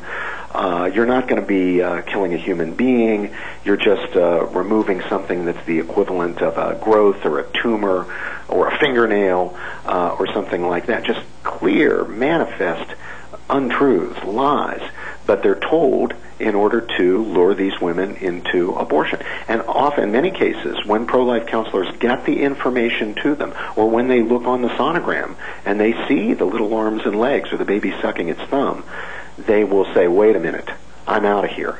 Or I want to get out of here. Oh, wow. I do not want to go through with a deed that takes the life of what is obviously a human being. So I think we need to fight against this pressure on women from boyfriends and families and so forth, and we need to fight against the lies that are told by the abortion industry and the abortion lobby. I think so too. Robert P. George is our guest, and his book is called Conscience and Its Enemies, and he's got a list of credentials. If I read them, we wouldn't have any more time to talk. Is the book exclusively about abortion, or are there... Oh, no, okay, not at all. Yeah, so there are only a couple of chapters about abortion. Okay. It addresses questions of religious liberty, the rights of conscience. It addresses the currently hot-button topic of marriage. It addresses the question of affirmative action. We've got Supreme Court decisions coming out in the next few days, really, both on the marriage issue and the racial preferences or affirmative action issue. It addresses the nature of the Constitution and the restraints of the Constitution on the federal government. It talks a little about the Obamacare decision, which I think was a mistaken decision by the Supreme Court. It discusses a very wide range of issues pertaining to conscience in our contemporary public life and the moral foundations, the basic principles that should govern our thinking in all of these areas. Well, the one thing, and you didn't mention it, so I don't know if it's in the book, and I don't want to spend much time if it's not, but it's come up on this show, and it's the idea that a teacher could be fired for mentioning in a class about Darwin, for example, that there happens to be another theory out there called creationism. Just by saying that sentence, without mentioning God, without mentioning anything, just saying there is another theory. We've heard of teachers that got fired. So there's another example of how his conscience, that teacher's conscience, or his or her, their conscience says, I don't feel good teaching children this when it's a theory that might be true. I mean, maybe they say it could be, or maybe this other one is true, or maybe there's some kind of a hybrid between the two. Maybe God is so smart that he makes things evolve. But the fact that they would be fired because they're bringing something that seems to be religious seems to be contradictory to any oath to educate children. Well, Larry, I'm an old-fashioned guy, and I believe in old-fashioned principles. And there are a few principles that I would remind liberals they used to believe in. One of them is this old principle called freedom of speech. Do you remember that? Yeah, right. It's a great principle. There's another one that's called academic freedom. The idea that it's a good thing and that people have a right to express dissenting ideas from established academic orthodoxies. And there's another idea. It's called freedom of thought. And it's something we should be promoting in our children. Where there's a dispute among reasonable people of goodwill about a position, teach the conflict. You should let the students hear what's to be said on both sides. One of the greatest philosophers in the world, who's himself an atheist, by the way, Thomas Nagel at NYU, is about as famous as you can possibly get and as important a philosopher as you can get, is questioning dogmatic Darwinism. This isn't some religious nut, as I say. He's not even a believer. He's an avowed atheist. Right. But he says, look, the Darwinian account has serious problems. Well, if somebody like Nagel believes that it's got serious problems, and there are plenty of other people who think that it's perfectly fine, teach the dispute between them. Students should understand why Nagel has one view and why other scientists have another view. If you don't do that, you're not doing education. I'll tell you what you're doing. Indoctrination. you're teaching liberal catechism class, and there's no place for that in the schools. You shouldn't give a privileged position to Christianity or another religious view, but you shouldn't give a privileged position to secularism. It's got its own dogmas. There That's you why go. I subtitled the book, Wonderful. The Yeah. Dogmas of Secular Liberalism. That's exactly right. It is a religion. They don't want to look at it that way, but it's a belief. Well, this is what I think Nagel was calling attention to, that it's not believed really on the basis of scientific fact, because there are problems, there are questions that can be raised about that. It's believed on a kind of faith, and then that faith is enforced in the classroom. That's why I call it, liberal catechism class. It's trying to put things into kids' heads rather than teaching them to think for themselves. In my own classroom, I've got views. My students know my views because I have a public profile about them. But I don't try to force my students to accept my views. Right. My job isn't to tell them, as a professor, isn't to tell them what to think. It's to teach them how to think more carefully, more critically, and above all, for themselves. Otherwise, I'm doing indoctrination or catechism class, and I simply won't do that. Not for causes I believe in, and I object to other professors or other teachers in elementary and high schools doing catechism class to their students. Their students deserve to be given all the perspectives that reasonable people of goodwill hold, so that they can decide for themselves where they think the truth lies. That's real education. Yeah.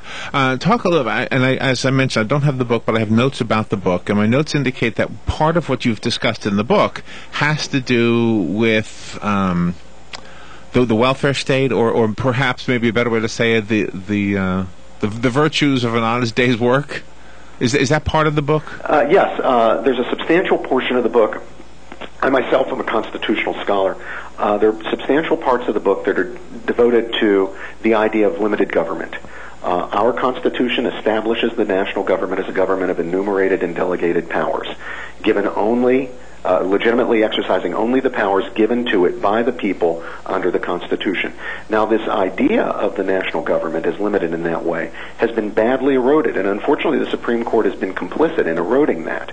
You see this most recently, as I say, in the Obamacare decision, in which the individual mandate, which I believe was clearly unconstitutional on an authentic reading of the Constitution as historically understood, clearly unconstitutional, was nevertheless upheld in a very close vote, 5-4, with Chief Justice John Roberts casting the key vote, idiosyncratically holding that the mandate is a legitimate exercise of the taxing power. Mm-hmm. But yes, I think we need to return to the idea of limited government. We have to understand that the states are not holders of power derivative of the national government, but are themselves independent and sovereign within their own legitimate spheres of authority, and that ultimately it's neither the states or the federal government that has the power, that it's we the people. The states and the national government are serving us. They're supposed to be serving us. They're supposed to be. They're not supposed to be controlling us. We're supposed to be controlling them. And at the end of the day, I make the argument that it's we the people who have to be the guardians of our own liberty. We cannot rely on politicians. We cannot rely on judges. We need to be an active and activated people. I've often had this, I've asked this question, I've done radio for a long time, just to kind of give you some background, and when I've had candidates on the air with us, interviewing them, I sometimes will ask this question: if your constituents wanted you to vote one way, but your conscience wanted you to vote another way, would you represent the people you were voted to represent, or would you represent your own conscience? And that's a squirming. They squirm. Yes, I don't want to tell you one answer, because they all have different answers. But you can tell that that's a difficult question to answer. I myself tried to put myself, if I was in that position and I felt strongly about something, but my constituents wanted something else. And so with that said, I want to ask you about this. If, let's say somebody is very much against, like, social programs, but the community at large has so been inundated with the idea that, you can get something for free if you voted in. Mm-hmm. What do you do if you're hired? Your vow as a representative is to represent, and you want to represent the people in the best way possible. That's what you've agreed to do anyway, by allowing yourself to be voted in. But at the same time, you're going to vote against what they want. What are your thoughts on that? Well, I do have some thoughts on that. I've never been an elected representative, so I've never been put in that position. But I've thought about it a good deal, and I've actually done some historical research about different ideas of parliamentary democracy and the obligation of representatives. I've reached the judgment that was reached by Edmund Burke, the great 18th century British thinker and parliamentarian, really the founder of modern conservatism in a lot of ways. And Burke concluded, and I think this is right, that what we owe our people, the people who sent us to Parliament or to Congress or the state legislatures, what we owe our people is fundamentally our judgment. They've elected us to use our best judgment in pursuing the common good of all the people that are supposed to be represented. And that means that sometimes our best judgment will be contrary to the judgment of those who elected us. And while there are rare exceptional cases where I think it is proper to defer to the judgment of the people instead of one's own private judgment, I would say in any case of fundamental principle, and that will be an awful lot of cases, what one owes is one's judgment. And that means that one has to vote in a way that puts one's own reelection at risk. And one has to go to the people and explain why one voted that way and give one's reasons and try to persuade. But by the same token, just as that representative has the right and perhaps even the duty to use his own judgment and not simply to try to reflect what the voters would prefer, the people have the duty to exercise their own judgment at the ballot box and say to them, well, sorry, you know, we see it a different way. You're a good guy, and we're impressed that you were willing to use your judgment and take political risk. But unfortunately, our judgment requires us to remove you and replace you with someone whose judgment squares with ours. I think that's how democracy should work. I think at the next election, a price has to be paid. I don't think we want craven politicians who always have their finger to the wind, trying to figure out where public opinion is, and not using good judgment to try to understand what the common good and what the principle of justice really does require. In any case where fundamental principle is at stake, and as I say, there'll be an awful lot of cases. Let me just tell you, if you had ever, if you ever heard the conversation we've had, that was the best answer to that question that anybody's ever given me. Well, thank you. And so, I've thought about it, as I say, I've thought about it a lot, even though I've been a representative. I think it's an important question in any parliamentary or democratic system. And we don't think about it or talk about it enough, so I'm glad to know that you confront politicians with it. If nothing else, you're making them think about it. Yeah. Oh, wow. What a great conversation. I'm just so disappointed we ran out of time already. Looking at the clock, and I know you've got to probably do another interview, and we've got to move on as well. This has been awesome. Robert P. George, the book is called Conscience and Its Enemies. Let's start with websites. Do you have a website? Unfortunately, I don't. But the book is available, Conscience and Its Enemies, at all the online booksellers, at Barnes & Noble and Amazon, and in a number of bookstores. It's also possible to visit the website of my program at Princeton University called the James Madison Program in American Ideals and Institutions. And again, I want to say both to Robin and Larry how grateful I am for the opportunity to be on the show. I've enjoyed our conversation very much. Great questions. I enjoyed it greatly, and it's just an honor to be able to speak to you, Robert. Thank you for being on the air with us, and good luck with the book. When the book arrives, for the listeners' sake, just so you know, I will give it away once I get it. It'll probably be a day. Sometimes the mail is just late here. It was published on June 3rd, so I'm a little surprised you haven't gotten it yet, but we'll make sure that you do get a copy. Oh, I should say that I do have a Facebook page, and people are very welcome to visit my Facebook page. Sometimes we get a good conversation like this going right on the page. Yeah, right. So what do we do? Go to Facebook and then put Robert P. George? Robert P. George, yeah. Okay. There are a couple of Robert P. Georges. I'm the guy who's a professor at Princeton. Okay. All right, Robert. Well, Professor, thank you so much for being on the air with us today. My pleasure. Thanks. Great conversation. We'll take a break. Be right back. Hi, this is Brad. I want to take a moment to talk about a serious issue. In the next 5 years, the aviation industry is projected to have a shortage of commercial pilots. Now is the time to start training. Ocala Flying Club has started a scholarship for the youth of Marion County ages 17 to 24. The club will donate up to $4,000 towards a pilot's license. This will help get the student on their way to obtain their commercial pilot license. If this sounds like something you would be interested in, or if you know someone that would be, please contact Ocala Aviation Services, 861-7484. Arumena Christuyena, Kemeia Toneo Etos. This is Anastasia from Cousins & Jewelers at the Paddock Mall. You come see me for all your jewelry needs. Merry Christmas. Hope to see you soon. Hey, I'm Gary. And I'm Eric. Did you know that Red Eye Radio is on WOCA The Source every night from 2 to 6 a.m. and it's live? That's right. No tape shows here. We know that the news doesn't sleep. And neither do we. So we're here with you live from 2 till 6 a.m. every weekday. Call us 866-90-RED-EYE. So join me, Gary McNamara. And me, Eric Harley, every weeknight to discuss the latest in news and entertainment. Right here on WOCA The Source.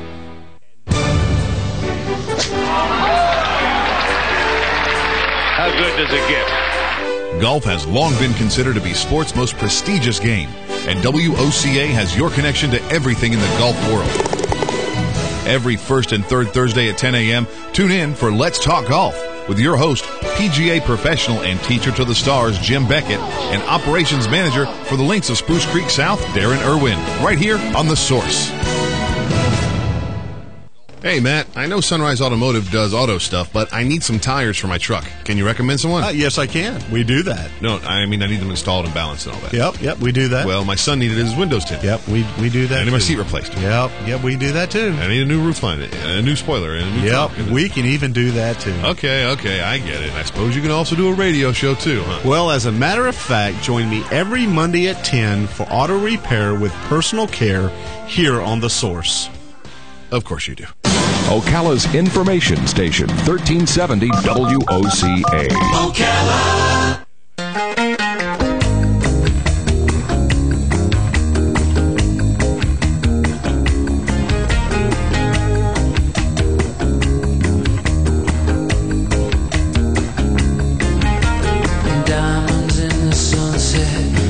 All right, 25 minutes before 10 o'clock. Nice looking Wednesday. Hope you're doing well. Just a great lineup this morning of guests. Our next guest is also another great interview, I predict, because we haven't spoken to Christy Salerno-Kent yet. She's on the phone.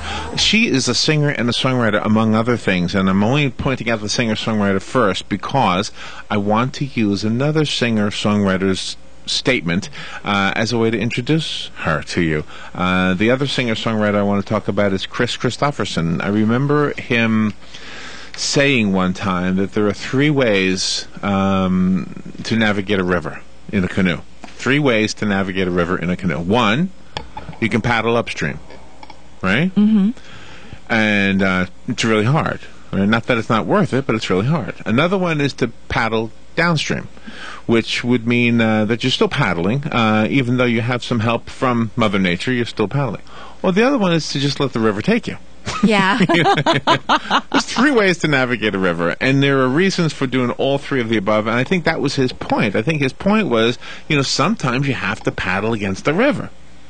Sometimes you have to try to go faster than the river is taking you. Yeah. In life, right? Using it as a metaphor. And sometimes you just let the river take you, which is probably the ultimate, which what we all want. Just sit back and let the river do its job. Christy Salerno-Kent is a multi-talented lady. She's a singer-songwriter, as I mentioned. She's an actress. She's obviously an author. She's written a book called Dreams. It is her memoir, and the subtitle is My Journey with Multiple Sclerosis. So there you know a little bit more about her just from the subtitle.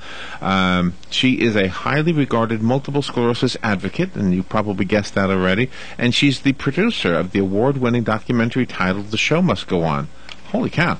So without reading any more credentials and taking more of her time, it's just an honor and an inspiration to speak to Christy Salerno-Kent. Good morning, Christy. Good morning, Larry and Robin. And wow, that was a really nice introduction. And to put myself in the same sentence or introduction as Chris Christopherson's pretty cool. So thank you for that. Well, you're in the same boat, more to continue the metaphor. Yeah, I was going to say no pun intended. Yeah, right. So where are you? Where are you calling from? I'm in Atlanta. Atlanta's home base for me, but I'm originally from New York. All right. So tell me about. Let's see. How can I connect that to my little Chris Christopherson thing? Tell me about your paddling upstream, and then a decision. I'm guessing from what I've read about you, that you recognized that going with the river is not such a bad idea. Yeah, I think the metaphor is great, but I think in all times in our lives, sometimes you got to know when to go with the flow. Mm-hmm. Sometimes you have to paddle against the current. You know, life throws in obstacles, and if you have to get to a certain place, you've got to, fight against the current sometimes.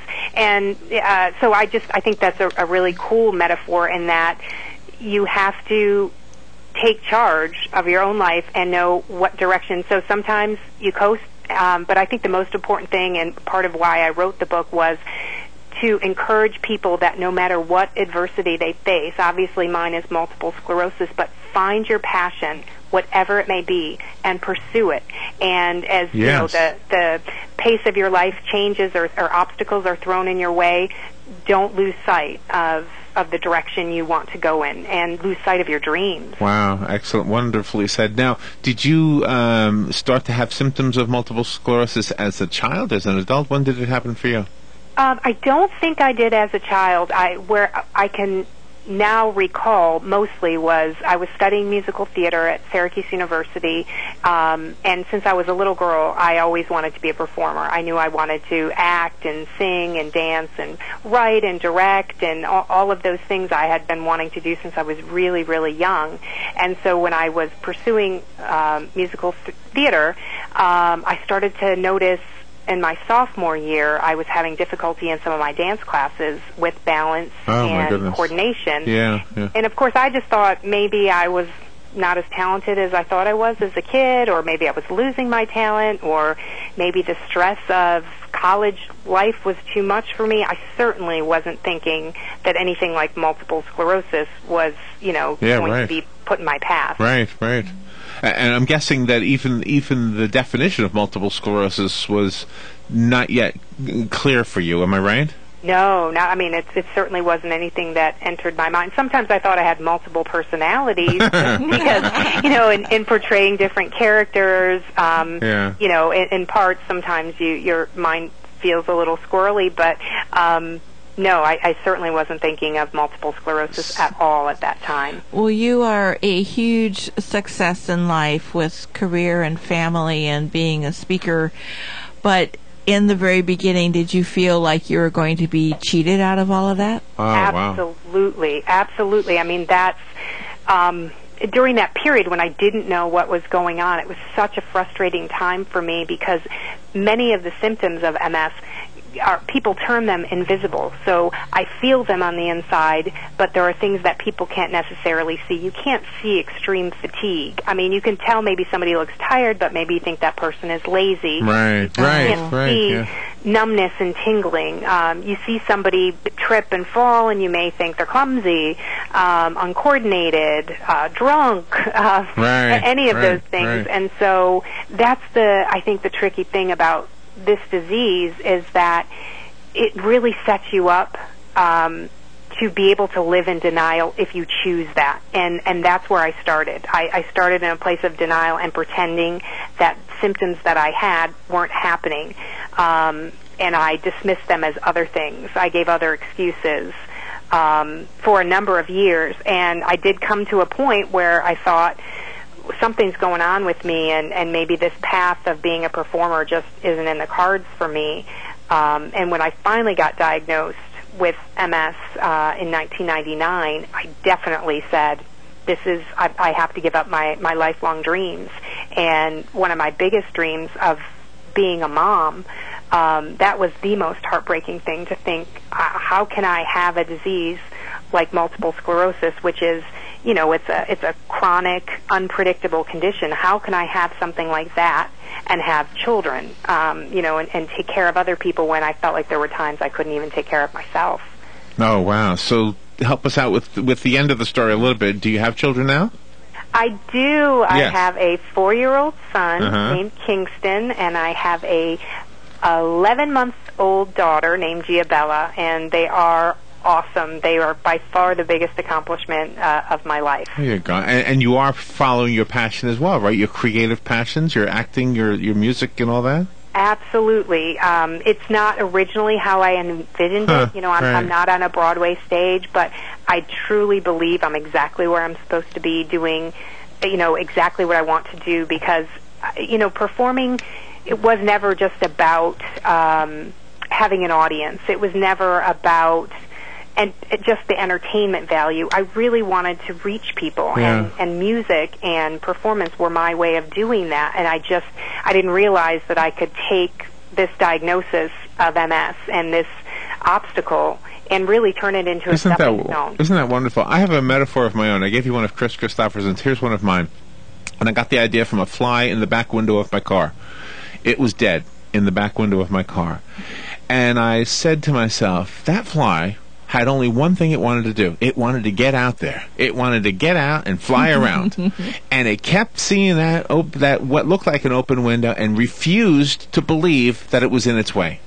Love it. And all it really had to do was take another window, and it would have been out there. And I think that about my life. I think that about so many people's lives, that if you have that obstacle, in your case it was multiple sclerosis, you were denying it. You were butting your head against it, wanting to get out there and do that acting and be a mom and do those other things. And you've already proven, just by what you've told us, that you said, you know what? I'm not going to deny that window is there. I'm going to go out another window and do it a different way. And that's what you've done.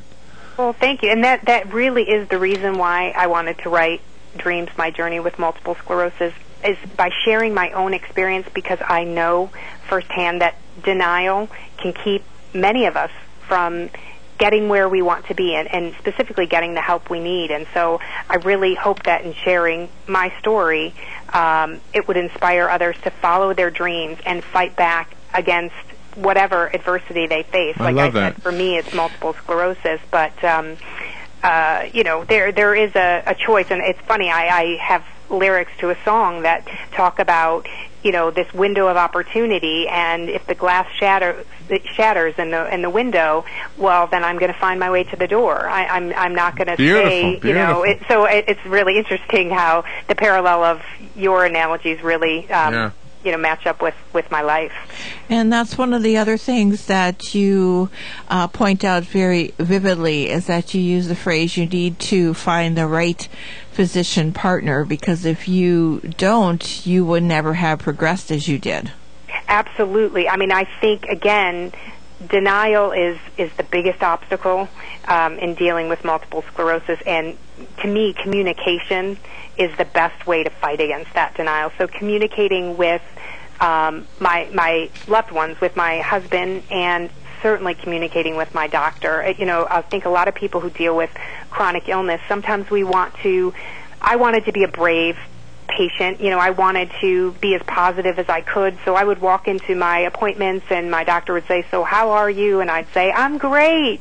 And I'd think, look at me, I'm such a good patient. But I really wasn't a good patient. Wow, yeah. Because we can only help our physicians help us if we communicate the truth, if we're honest and open and tell them what's going on in our lives. And that was a situation in my case where I had been taking such great efforts to cover up certain things. I was having difficulty walking a little bit, and it wasn't anything drastic that people would notice right off the bat, but my husband noticed that I was slowing down. I was walking a little bit slower. I was more tentative. I was looking for things to hold on to while I was walking, and my doctor saw that too. Of course, I thought I was a great actress in covering those things up, but they saw right through me, and I'm very thankful that I have that communication now with my doctor, where I realize I have to help him help me.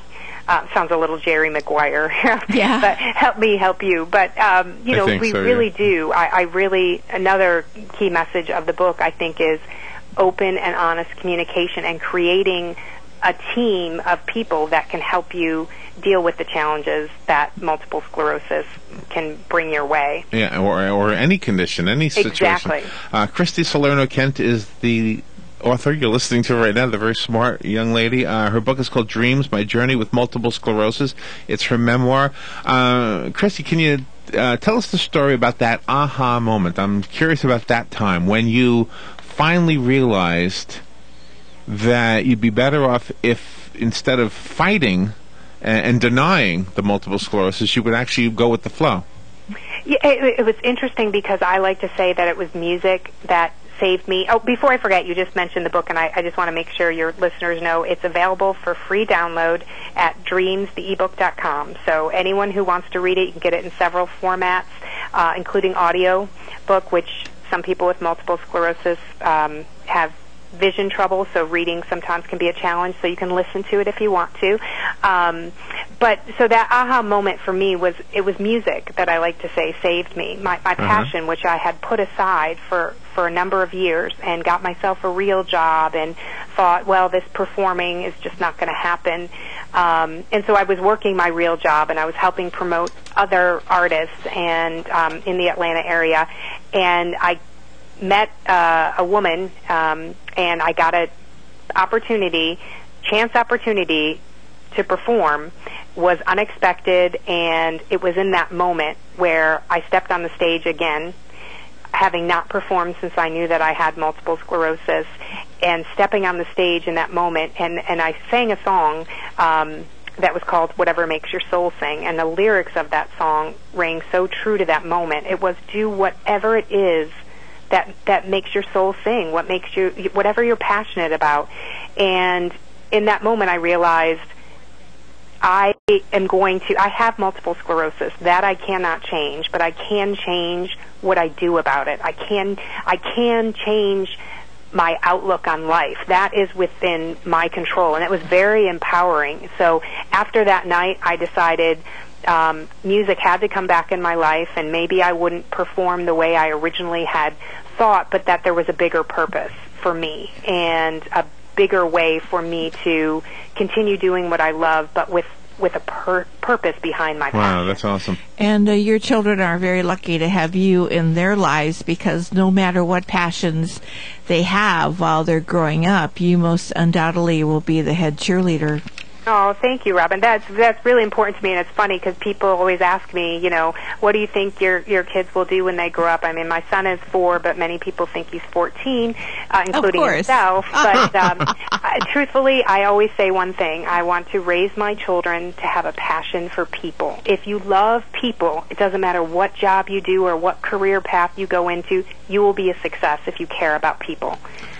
The website that we just got, I went to it, by the way. It's dreamstheebook.com. So it looks like Dreams the Book with 2 E's. And then you will see a beautiful photograph of our guest, Christy Salerno-Kent. And there you are with a microphone, and you're looking beautiful right there. I can't wait to look into this some more. You've got your music on the website, it sounds like, and a free download of the book.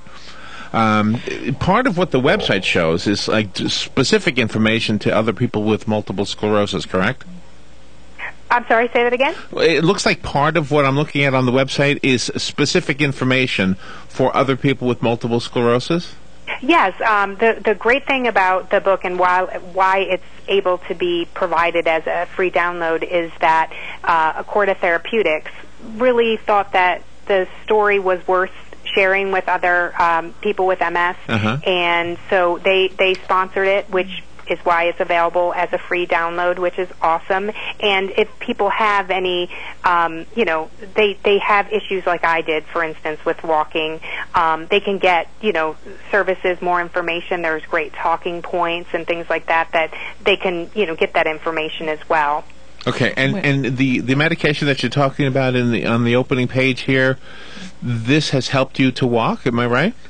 I take a couple different medications, but the medication that I take to help with walking speed is Impera, yes. Oh, wow. So that's like a miracle medication then.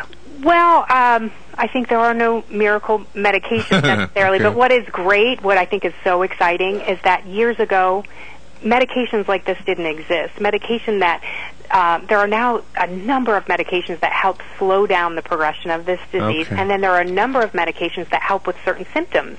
And that's what I think is so great, is that it shows that this disease is manageable. We can manage it as long as, again, going back to kind of the key message of my book, which is if you make that choice, you focus on your passion and what it is in your life that you want to achieve, and you decide that I'm not going to let MS, with its varied symptoms, I'm not going to let it stop me. And I think that's what's really important for people to know, is that it doesn't have to end your dreams. That's one of my own quotes that it's one of my favorites that I remind myself is that the word dreams may end in MS, but MS didn't end my dreams. Oh, I love that. And I want people to, others to realize that it doesn't have to end there. You may modify things in your life, but again, if you build a strong team around you to help you manage this disease, then I think that you definitely can be successful in living with multiple sclerosis. Oh, I love that. No wonder you're a songwriter. Come up with great lines like that. And what's scary about the symptoms that you have described having, especially the numbness in your hands and feet and torso, that could have been misdiagnosed as to having diabetes. Many things. Yes, you're absolutely right, Robin. Many things. Diabetes, Lyme disease. There's just a plethora of other things, which is why, again, we're really blessed right now that the diagnostic tools that are available, that people are getting diagnosed earlier, which sometimes, it used to make me really sad when I'd hear about people in their teens or even children getting MS, and I think that's so unfair, but it's actually a good thing because they can start treatment early. And again, back to the denial, I'm still meeting a lot of people who get diagnosed who don't want to seek answers, who are afraid, not that they don't want to, but they're fearful to be in the MS community. And I understand that firsthand because I was one of those people. I didn't want to go to support groups. I didn't want to, when I got on the internet to look at information, it scared me. Everything I heard was negative, but I really have learned sometimes that you have to, again, kind of what we talked about, take control a little bit of where you're paddling and focus yourself and decide, make a choice that you are going to fight back against multiple sclerosis. Do people that have MS, do they always end up being wheelchair bound? No, and that's a great question. It's so varied. Again, we talk about MS as being an unpredictable condition, and I think for me that was what was so difficult, is some days I can have great days and I can feel like, I can accomplish anything, and then there are other days where symptoms like fatigue, can feel overwhelming, and then you have to remodify your plans a little bit. And so, but no, it does not mean that. Years ago, I think it meant that because there were no treatments again, and there was a lot unknown about this disease, but it's being studied, it's being researched, and we are finding that there are effective ways of slowing down the disease progression and treatments that actually help our everyday lives and continuing doing the things that we love to do. And often I think people sometimes look, singer, songwriter, that's exciting, great, she has that passion, but my ultimate passion was being a mom. And as something as simple as that, I felt like this adversity that I faced was going to stop that. And numb fingers can be challenging in simple things like changing my kids' diapers or buttoning clothes or zipping zippers. And but I would hate to think that something as simple as that, while sometimes it can be annoying and maybe it takes me a little bit longer than it takes the average person, I look into the faces of my beautiful children and I think, gosh, it makes me so angry to think I almost gave up on that dream because of MS. I have a question for you, but let's go to the phone first, see what a listener has on his or her mind. Thank you for waiting. By the way, you're on the air now with Christy Salerno-Kent. Yes, good morning, ma'am. Good morning. Does age have a factor in this degree? And the reason I'm asking is that every once in a while you hear something like, well, if you reach a certain age, your chances of getting this disease or that disease are pretty very unlikely. Would that be a factor with MS?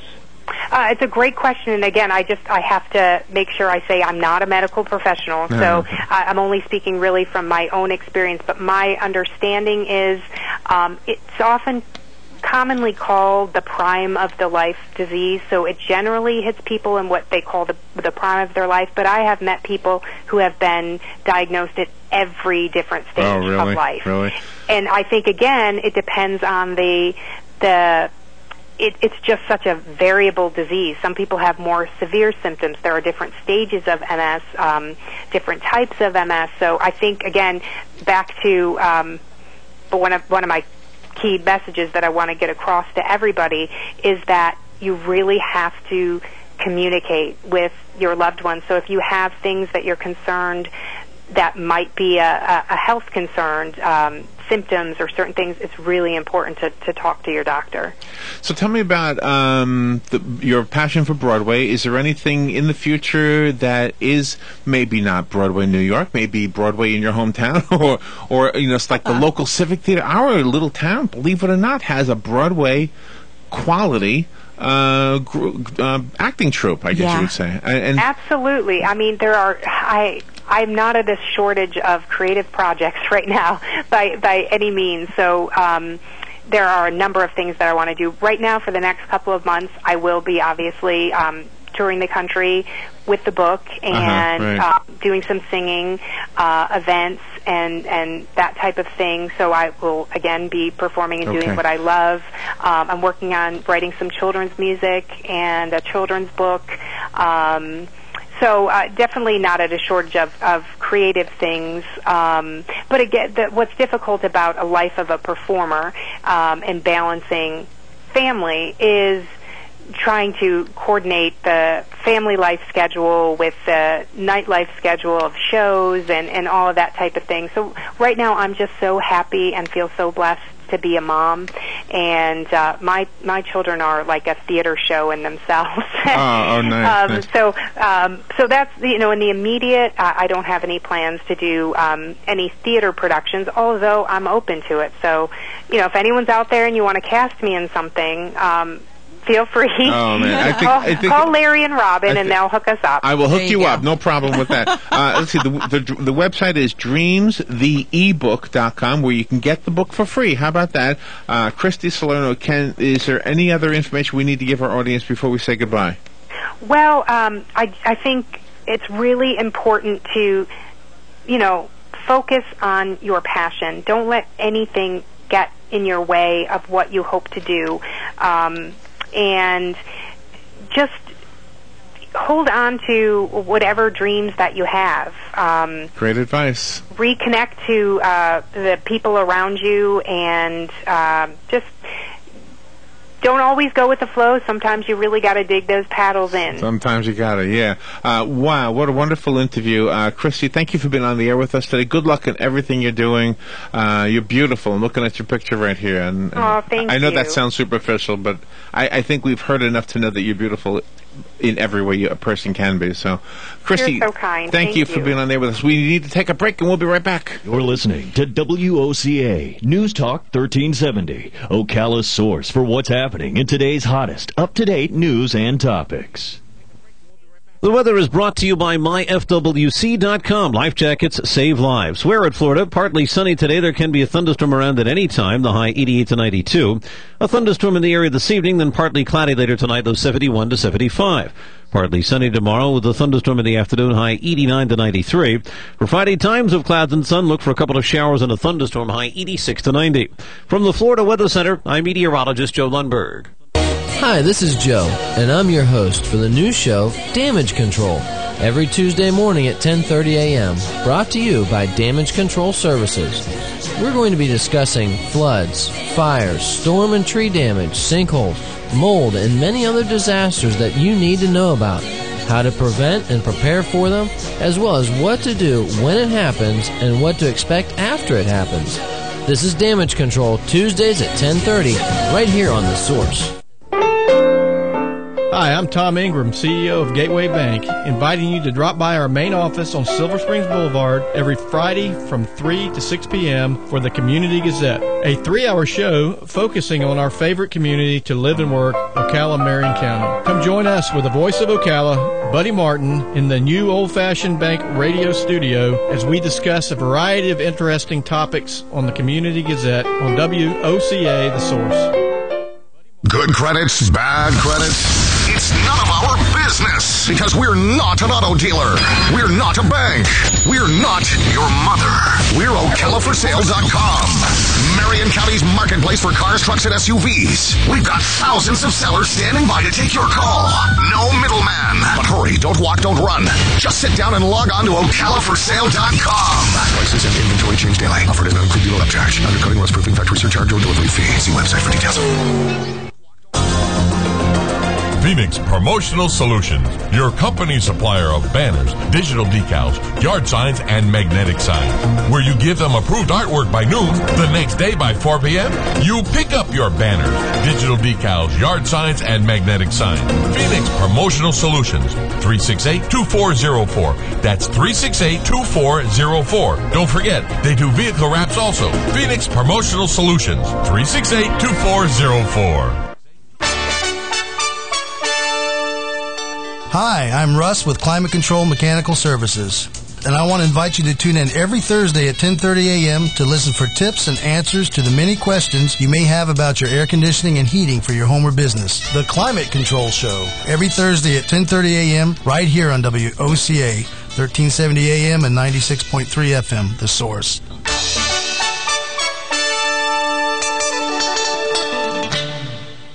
ABC News Now. I'm Karen Chase. To sidestep a showdown with government regulators, Chrysler is now agreeing to recall older model Jeeps with rear-mounted gas tanks. The company insists they're safe, but will install trailer hitches to reduce the risk of rear-end crashes causing fires. Two major moves by the American Medical Association. The group has declared obesity a disease and prolonged sitting dangerous. The AMA is also urging employers to encourage more motion at the office and to consider standing workstations.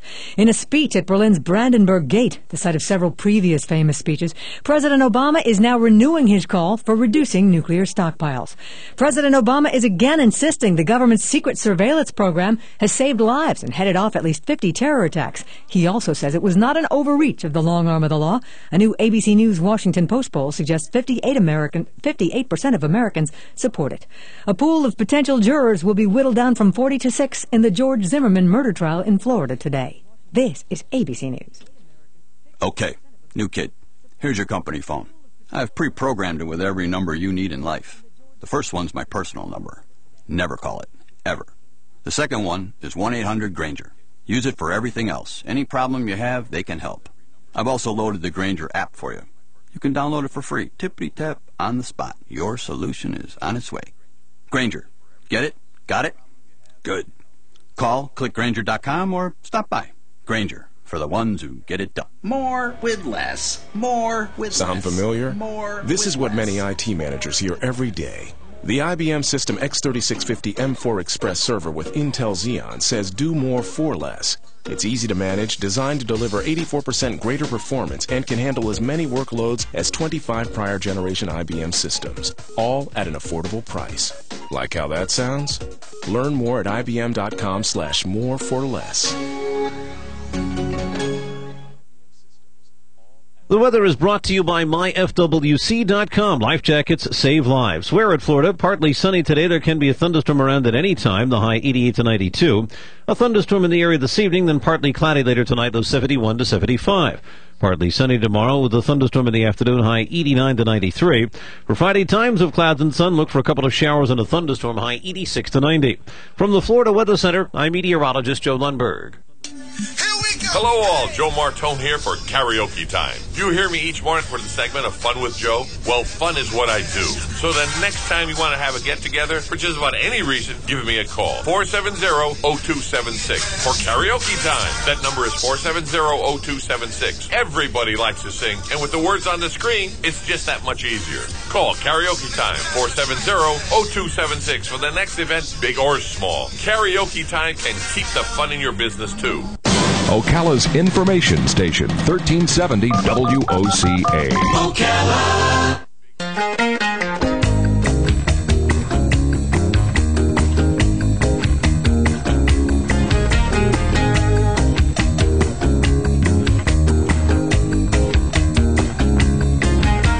All right, 7 minutes after 10 o'clock. Thank you for tuning in this beautiful Wednesday morning. Hope you're doing well. Robin, help me remember something. Your stepdad, he collected coins or cards? What was it? Coins and cards. Coins and cards. Baseball cards. Well, I went with you one time. You were going to buy your stepdad a gift, and we went to this shop over in Dunellen, and it was basically a comic book shop, right? I had never stepped foot in there, and as a kid, I can remember having comic books, and they were basically newsprint, and, I guess the paper would be considered, cheap, but I loved them, Yeah. You'd sit there and you read these things, and you knew them by heart. It was like listening to a hit record. You would read them more than once, in other words. But anyway, we went that day to get a coin, I think, from this shop. And while you're talking to the salesman, I'm browsing. And I find a book that is about as thick as any novel. And it was a novel. It was called a graphic novel. It was my first time ever seeing such a thing. And the first page I opened to was this beautiful illustration of a practically naked lady. And I said, whoa, what is this? Yeah. What is this? You got a new fan. So I started reading it, of course, just to see what it was. And I said, what is this? This is good. I said, wow. So I fell in love with this genre that I really knew as a kid, except it has evolved so much, and it is so wonderful. When movies are made, they use these pictures, and they call them storyboards, right? There's an artist that's actually hired to try to give the director a sense of what it will look like or what it should look like. Our next guest does all of the above. He is Vlad Connors. It says here he was born in Russia. He's a self-professed comic book nerd. I love that. So he's in good company with us, or at least with me.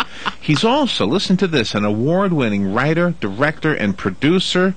He's the founder of the Vladder Company. I hope I'm saying the name right. He's the producer of the documentary called Big Pun, The Legacy, and I was just online looking at some information about it. Also a film called The Last Day of Summer, and a graphic novel called Head Smash. I was looking at all of the above on the website Vladar.com, VLADAR.com. He's going to talk about the success of the graphic novel and why it will be the last book standing. And this is one of those, just my own opinion.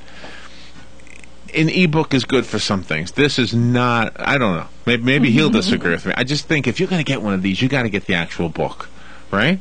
I can't wait to speak to him. He's on the phone. Vlad, it's an honor to speak to you. Good morning, Vlad Connors. Hey, guys. Great to be here with you. And where are you? Where are you calling from? Calling from New York, actually. It's, from New York. Enjoying the morning over here. It's a great setup, by the way. I love the introduction. Oh, thank you. And when did you move to New York, or when did you move to America? Well, I was a teenager. I was about 13 years old, actually. I just turned 30, so it's been a journey. So but you were old enough to remember Russia, and do you ever go back? Do you have fond memories of that? I try to go back as often as I possibly can. Obviously, there's a lot of things happening here with work, of course, but I try to go back, as often as I possibly can to visit, family and stuff like that. I have a lot of family over there, so as much as I can. So are you talented? Did God gift you with art skills, writing skills, and all of the other skills we just mentioned? Well, I hope so. Yeah. I wasn't sure if you were the artist in the book. That's why I was asking that. Well, I'm the writer. As far as the actual, the novel goes, Head Smash, that's the one we have coming out July 31st. I'm the writer of it. So who does the artwork? Is it one person or many people? Who does that? Well, we have two great artists. We have Dwayne Harris, who did all the illustrations, and then we have a legendary Tim Bradstreet, who did our cover. Tim Bradstreet did covers for The Punisher, of course. You all know The Punisher is a great character. And he did Judge Dredd and Hellraiser and a lot of great stuff for Marvel, campaigns. So he's a legendary artist. I'm very happy that he's did our cover. You have so many irons in the fire, so to speak. I don't know which one to focus on. So let's focus on Head Smash first, because that's what my notes say here. Now, Head Smash is a graphic novel. Well, let's talk about the storyline in the book first, and then we'll talk about the fact that it's graphic. Because ultimately, the graphic part of it just makes it more interesting, I think. I don't know. I think your story has to hold up, right? Absolutely. I mean, it's about visuals, but it always comes down to the story. It's like when you watch a film like Star Wars, right? For instance, you have great special effects and you have amazing, amazing footage, but without the story, it's just not there. The story has to be there. That's why the most successful films, even with special effects like Jurassic Park or whatever you want to call it, right? I mean, they all have great stories. story. So Right, absolutely, in a graphic novel or comic book, the story has to be there. That's what makes it a great, property. Now, in Head Smash, Smash is actually the name of a character, right? Yes, that's our main character, Smash. He grows up in this, we call it a pre-apocalyptic city of ours, which is basically, in shambles. The whole city is ruled by different syndicates and gang organizations, and the whole city is controlled by the biggest gang called the Horde. And, Smash becomes a soldier in that organization, and later on he grows up to realize what he stands for is actually really bad, and he starts kind of revolution against this, this whole syndicate, and his pregnant wife gets kidnapped from him, and he's trying to kind of seek revenge, and, it's a lot of twists and turns, and it makes for a really cool story. I'm very proud of it, and it's like I said, it's a combination of great graphics in a graphic novel, of course, and a very solid story as well. So we have a great property. And you have to have stories within the story, because even though you have a main character, you have to have these peripheral characters that have lives also. They need to, have emotions as well. Oh, absolutely. And we have a lot of great characters. We're getting great reviews right now. We just actually what we've been doing for the past month is we've been traveling to different Comic-Cons and different expos all across the country. We were just in Philadelphia a couple of weeks ago. And before they were in Chicago and Detroit, and these Comic-Cons are very huge, and the biggest one, of course, in San Diego is coming up in July. And, there basically you get a chance to interact with the fans, interact with the people that kind of discover the novel for the first time, and we've been getting amazing feedback on the story and the art, so it's been great for us. That is cool. Wasn't there a talk of a Comic-Con in this city? Yeah, there Whatever happened with that? I have no clue. Huh. I don't know there was talk about this it. is just a little town in Florida, but if you ever have, if we ever have one, I think it would be awesome to meet you, and we could meet you. Have you gone to the one in Atlanta? No, but there's actually one in Miami coming up end of the month. Oh, okay. I'm sorry, no, July 4th is coming up in Miami. Now, do you have any guidelines for yourself as far as stories, as far as what the graphics will show? And let me ask you this before you answer that: did you agree with what I said about the ebook, or do you like this as an ebook? You know what? We have both coming out. We have the digital release and we have the print release. I agree with you 100% when it comes to graphic novels and comic books that are print.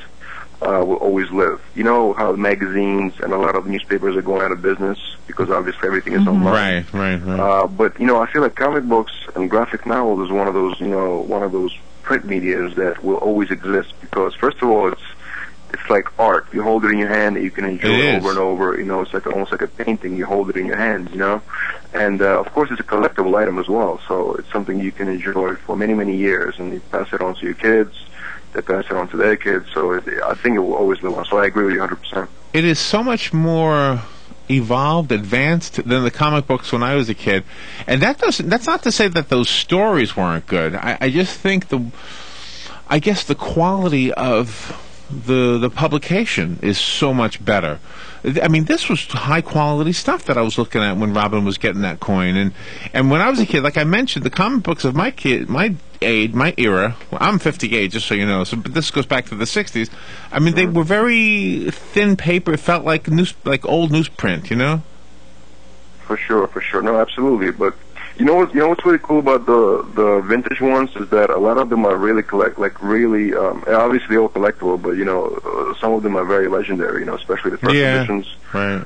So, but absolutely, I mean, just everything evolves for the better, and the stories in those graphic novels get more and more twisted and complicated, and like you mentioned, a lot of them are being transformed into actual movies now. Like with Hat Smash, next year we're going to make it into actual film. Oh wow! So absolutely. It just takes time to set up the character, and we wanted to make sure that we take an old school route where we actually promote the graphic novel, because in today's world, you find out about a movie or a TV show, like for instance Walking Dead. A lot of people didn't know that Walking Dead is based on a graphic novel. It became a huge TV show, and then people realized, oh wow, it's actually based on a graphic novel. I didn't know that. So we're doing it the old school way. We're actually promoting the graphic novel across the whole country, and then we're going to take it out and make it into a film. So now, since Smash is your creation, when you look at other creations like Superman or Batman, and you see other people kind of taking that idea and changing it, I guess. I mean, do you have a philosophy about that? I mean, you're creating something, and who knows what's going to happen in 50 years? Somebody else might take Smash and change him. Will there be some rules where, hey, you can't touch Smash, you can't make him whatever? Well, of course, just like with Superman and Batman, like you mentioned, people make different adaptations of it, in film and even the comic books itself, there's different sort of variations. But, as long as the core principle is there, or the story of the character, I think I'm totally fine with that, Right, like, for instance, in Marvel, they have this new series, which is kind of like the noir, it's called Marvel Noir, where they put, like, Spider-Man into kind of like this more darker look, even more darker look. Right. And the stories are a little bit more edgy, a little bit more grittier, which is kind of cool, but they still keep that same type of element of Spider-Man and keep the same type of, characters and storylines. So as long as that's being preserved, I'm totally cool with that. Now, you created the film Last Day of Summer. You wrote it, directed it, produced it. This is sort of a lighter side graphic novel, isn't it? Yeah, for sure. I definitely write, that's how I actually started. I started writing scripts. This graphic novel, that's my first graphic novel. And, the Head Smash started originally as just an idea, kind of like when I was writing it as a story form, just kind of jotting down ideas. It just made sense for me to make it into a graphic novel first because it was very visual. It's a thriller, it's an action, so I was coming up with all these different action scenes in my head, and I really wanted to, kind of, it's almost like creating a storyboard, really, like you mentioned in the beginning, so I wanted to create a storyboard for the film, for whatever happens next. I'm wondering how many, the audience, I'm wondering if the audience is young people, is it all boys or mostly boys, and are, like with a guy like me, if I saw, when I was reading it, I mean, it was something that held my attention. What is your feedback? Who's your audience? Well, that's funny. That's why we went on the road. It's kind of like a mini tour that we did, and we wanted to test out who's going to be the audience for this project. Of course, originally we anticipated a younger audience, younger male audience, but a lot of the female audience really gravitated to the story because there's a very prominent female character, Smash's wife, basically, who he's fighting for to get her back from the Horde, from this brutal syndicate that stole or kidnapped her away from him. So a lot of female audience, and also a lot of the audience over 30, which was actually cool to see, that demographic gravitating towards the novel as well. So it was mixed. It was very mixed, and I definitely appreciated that. Yeah, my daughter-in-law and my daughter, they're like 33, and they love The Walking Dead. They love that stuff. They love graphic novels, and which I am grateful for because they appreciate the written word and the storylines. Absolutely. I mean, and it's funny, so many people kind of like discover the Walking Dead graphic novel and the whole series of graphic novels after they see the show. Mm-hmm. And that happens with so many other things as well. There's, for instance, our publisher, the Arcana, and Sean O'Reilly is the president of Arcana. He published Cowboys and Aliens, which was made into a huge film with Harrison Ford. So, again, that was made into a blockbuster film a couple of years ago. And that was actually based on a graphic novel as well, which he published. So, that happens all the time. Is Last Days of Summer also a graphic novel? No, that's a feature film. It came out a couple of years ago. Basically our company and my work is pretty diverse. We handle different genres of films. Right now, for instance, we're working on a documentary film, which is a follow-up to a Pumping Iron. It's called Generation Iron. Pumping Iron was a film on bodybuilding in '77. I'm sure if you're familiar with that. It's starring Arnold Schwarzenegger and Lou Ferrigno. Yes. Yeah. So we're actually right now currently making a follow-up to that, which just deals with modern-day bodybuilding. Oh, really? Oh, that's bodybuilders cool. competing for Mr. Olympia. Yeah, it's very cool. So as you write a graphic novel, do you dictate, this is probably more of a technical question, but I'm curious, do you as the writer dictate which parts become illustrated, or does the illustrator say, I'm going to take that line and illustrate it? Well, what happens is you prepare a script. And then in the script, you present all the descriptions, what goes into actual illustration. Oh, okay. And then after that, you team up with the illustrator, and then you kind of go over, and then he gives you suggestions of what, So you're writing a screenplay, more or less. It's exactly. It's just like writing a screenplay. Absolutely. It's first you write a screenplay, and then the illustrator illustrates. It's almost like you write a screenplay for a film, and then you actually shoot the film with a director of photography. So it's kind of very similar. So basically, you're the writer director, and then you have a illustrator who's almost like a director of photography, filming it or illustrating it. So it's very similar to that process. Has technology made it easier to publish a graphic novel, and is it more affordable than in days gone by, or does it have its own set of challenges? It's definitely when it comes to actual printing and manufacturing, it's definitely easier now than it was back then. But when you try to present a quality material, when you try to actually illustrate everything, because it's still done by hand, really. You got to draw everything out. Right, it's a very lengthy process. It takes about a year to do a real graphic novel, which is 150 pages. It's a process, and you can't rush these things, because you go through notes, you go through the revisions, and you really don't want to rush that, because then it shows if it's rushed. So. Yeah, always does, right? Let's see. Let me just reintroduce you. Vlad Connors is our guest, and he's promoting a couple of different things. He's got a graphic novel called Head Smash with a character named Smash. There's a film called Last Day of Summer and a documentary called Big Pun: The Legacy. We haven't talked about that a whole lot.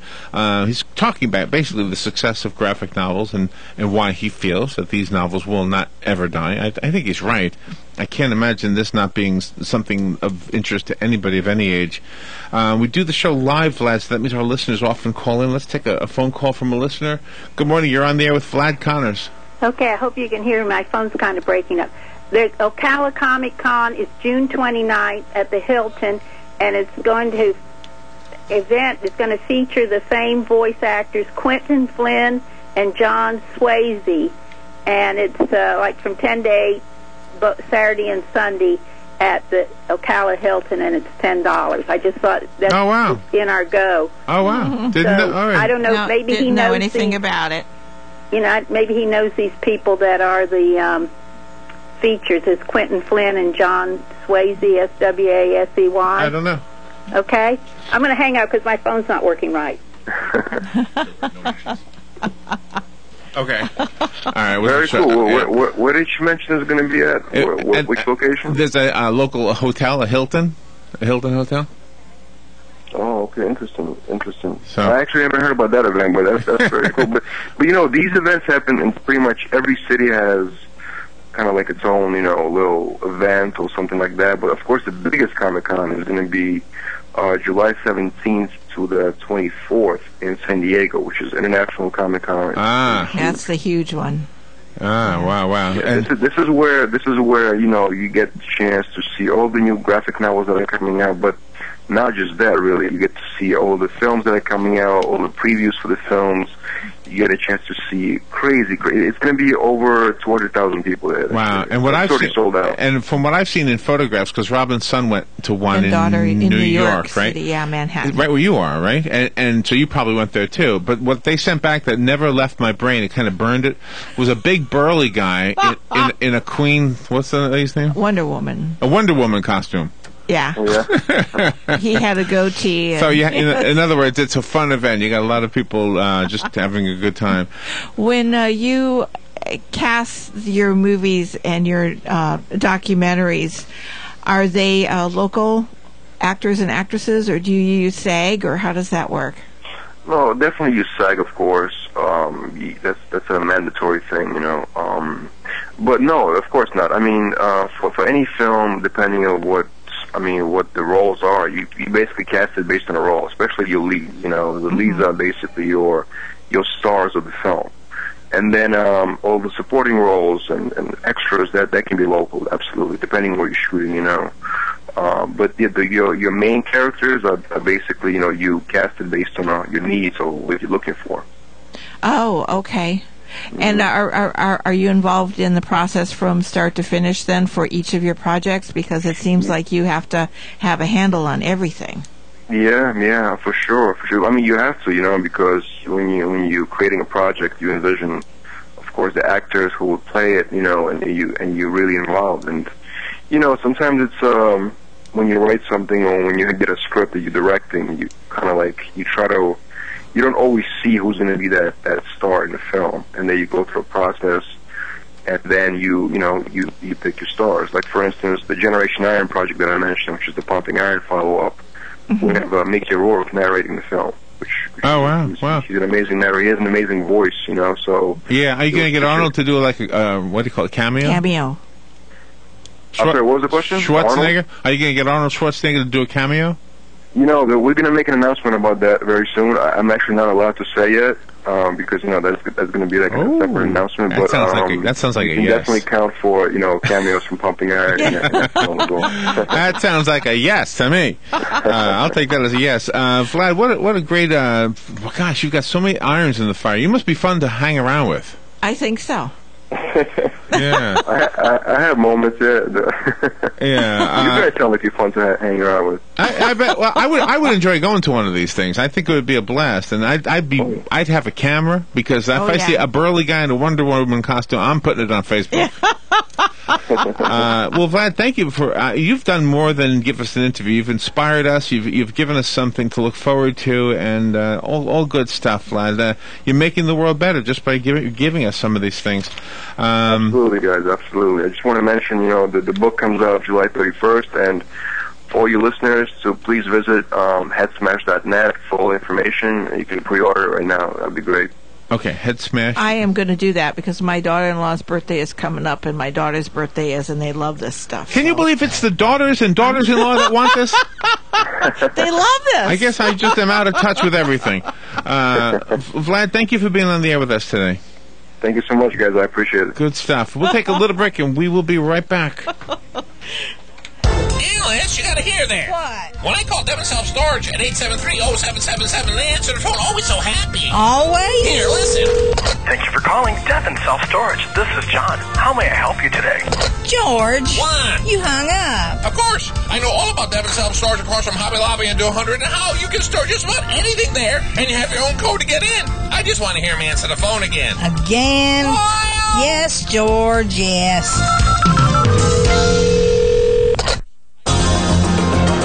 Phoenix Promotional Solutions, your company supplier of banners, digital decals, yard signs, and magnetic signs. Where you give them approved artwork by noon, the next day by 4 p.m., you pick up your banners, digital decals, yard signs, and magnetic signs. Phoenix Promotional Solutions, 368-2404. That's 368-2404. Don't forget, they do vehicle wraps also. Phoenix Promotional Solutions, 368-2404.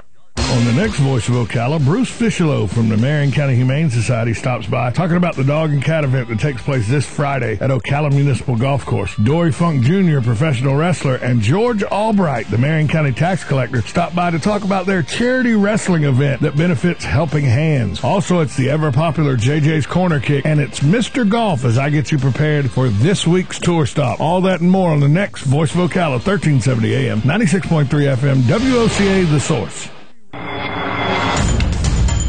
Hi folks, I'm Seth McBride with Pasture Sports. Here today to tell you about our annual early buy school uniform sale, calling all students and parents. Now is the time to buy your school uniforms from Pasture Sports. Buy now, save huge for next year. So come on down to Pasture Sports for the only big school uniform sale of the year. Located on Highway 200 across from Honda of Ocala, Pasture Sports, your uniform experts.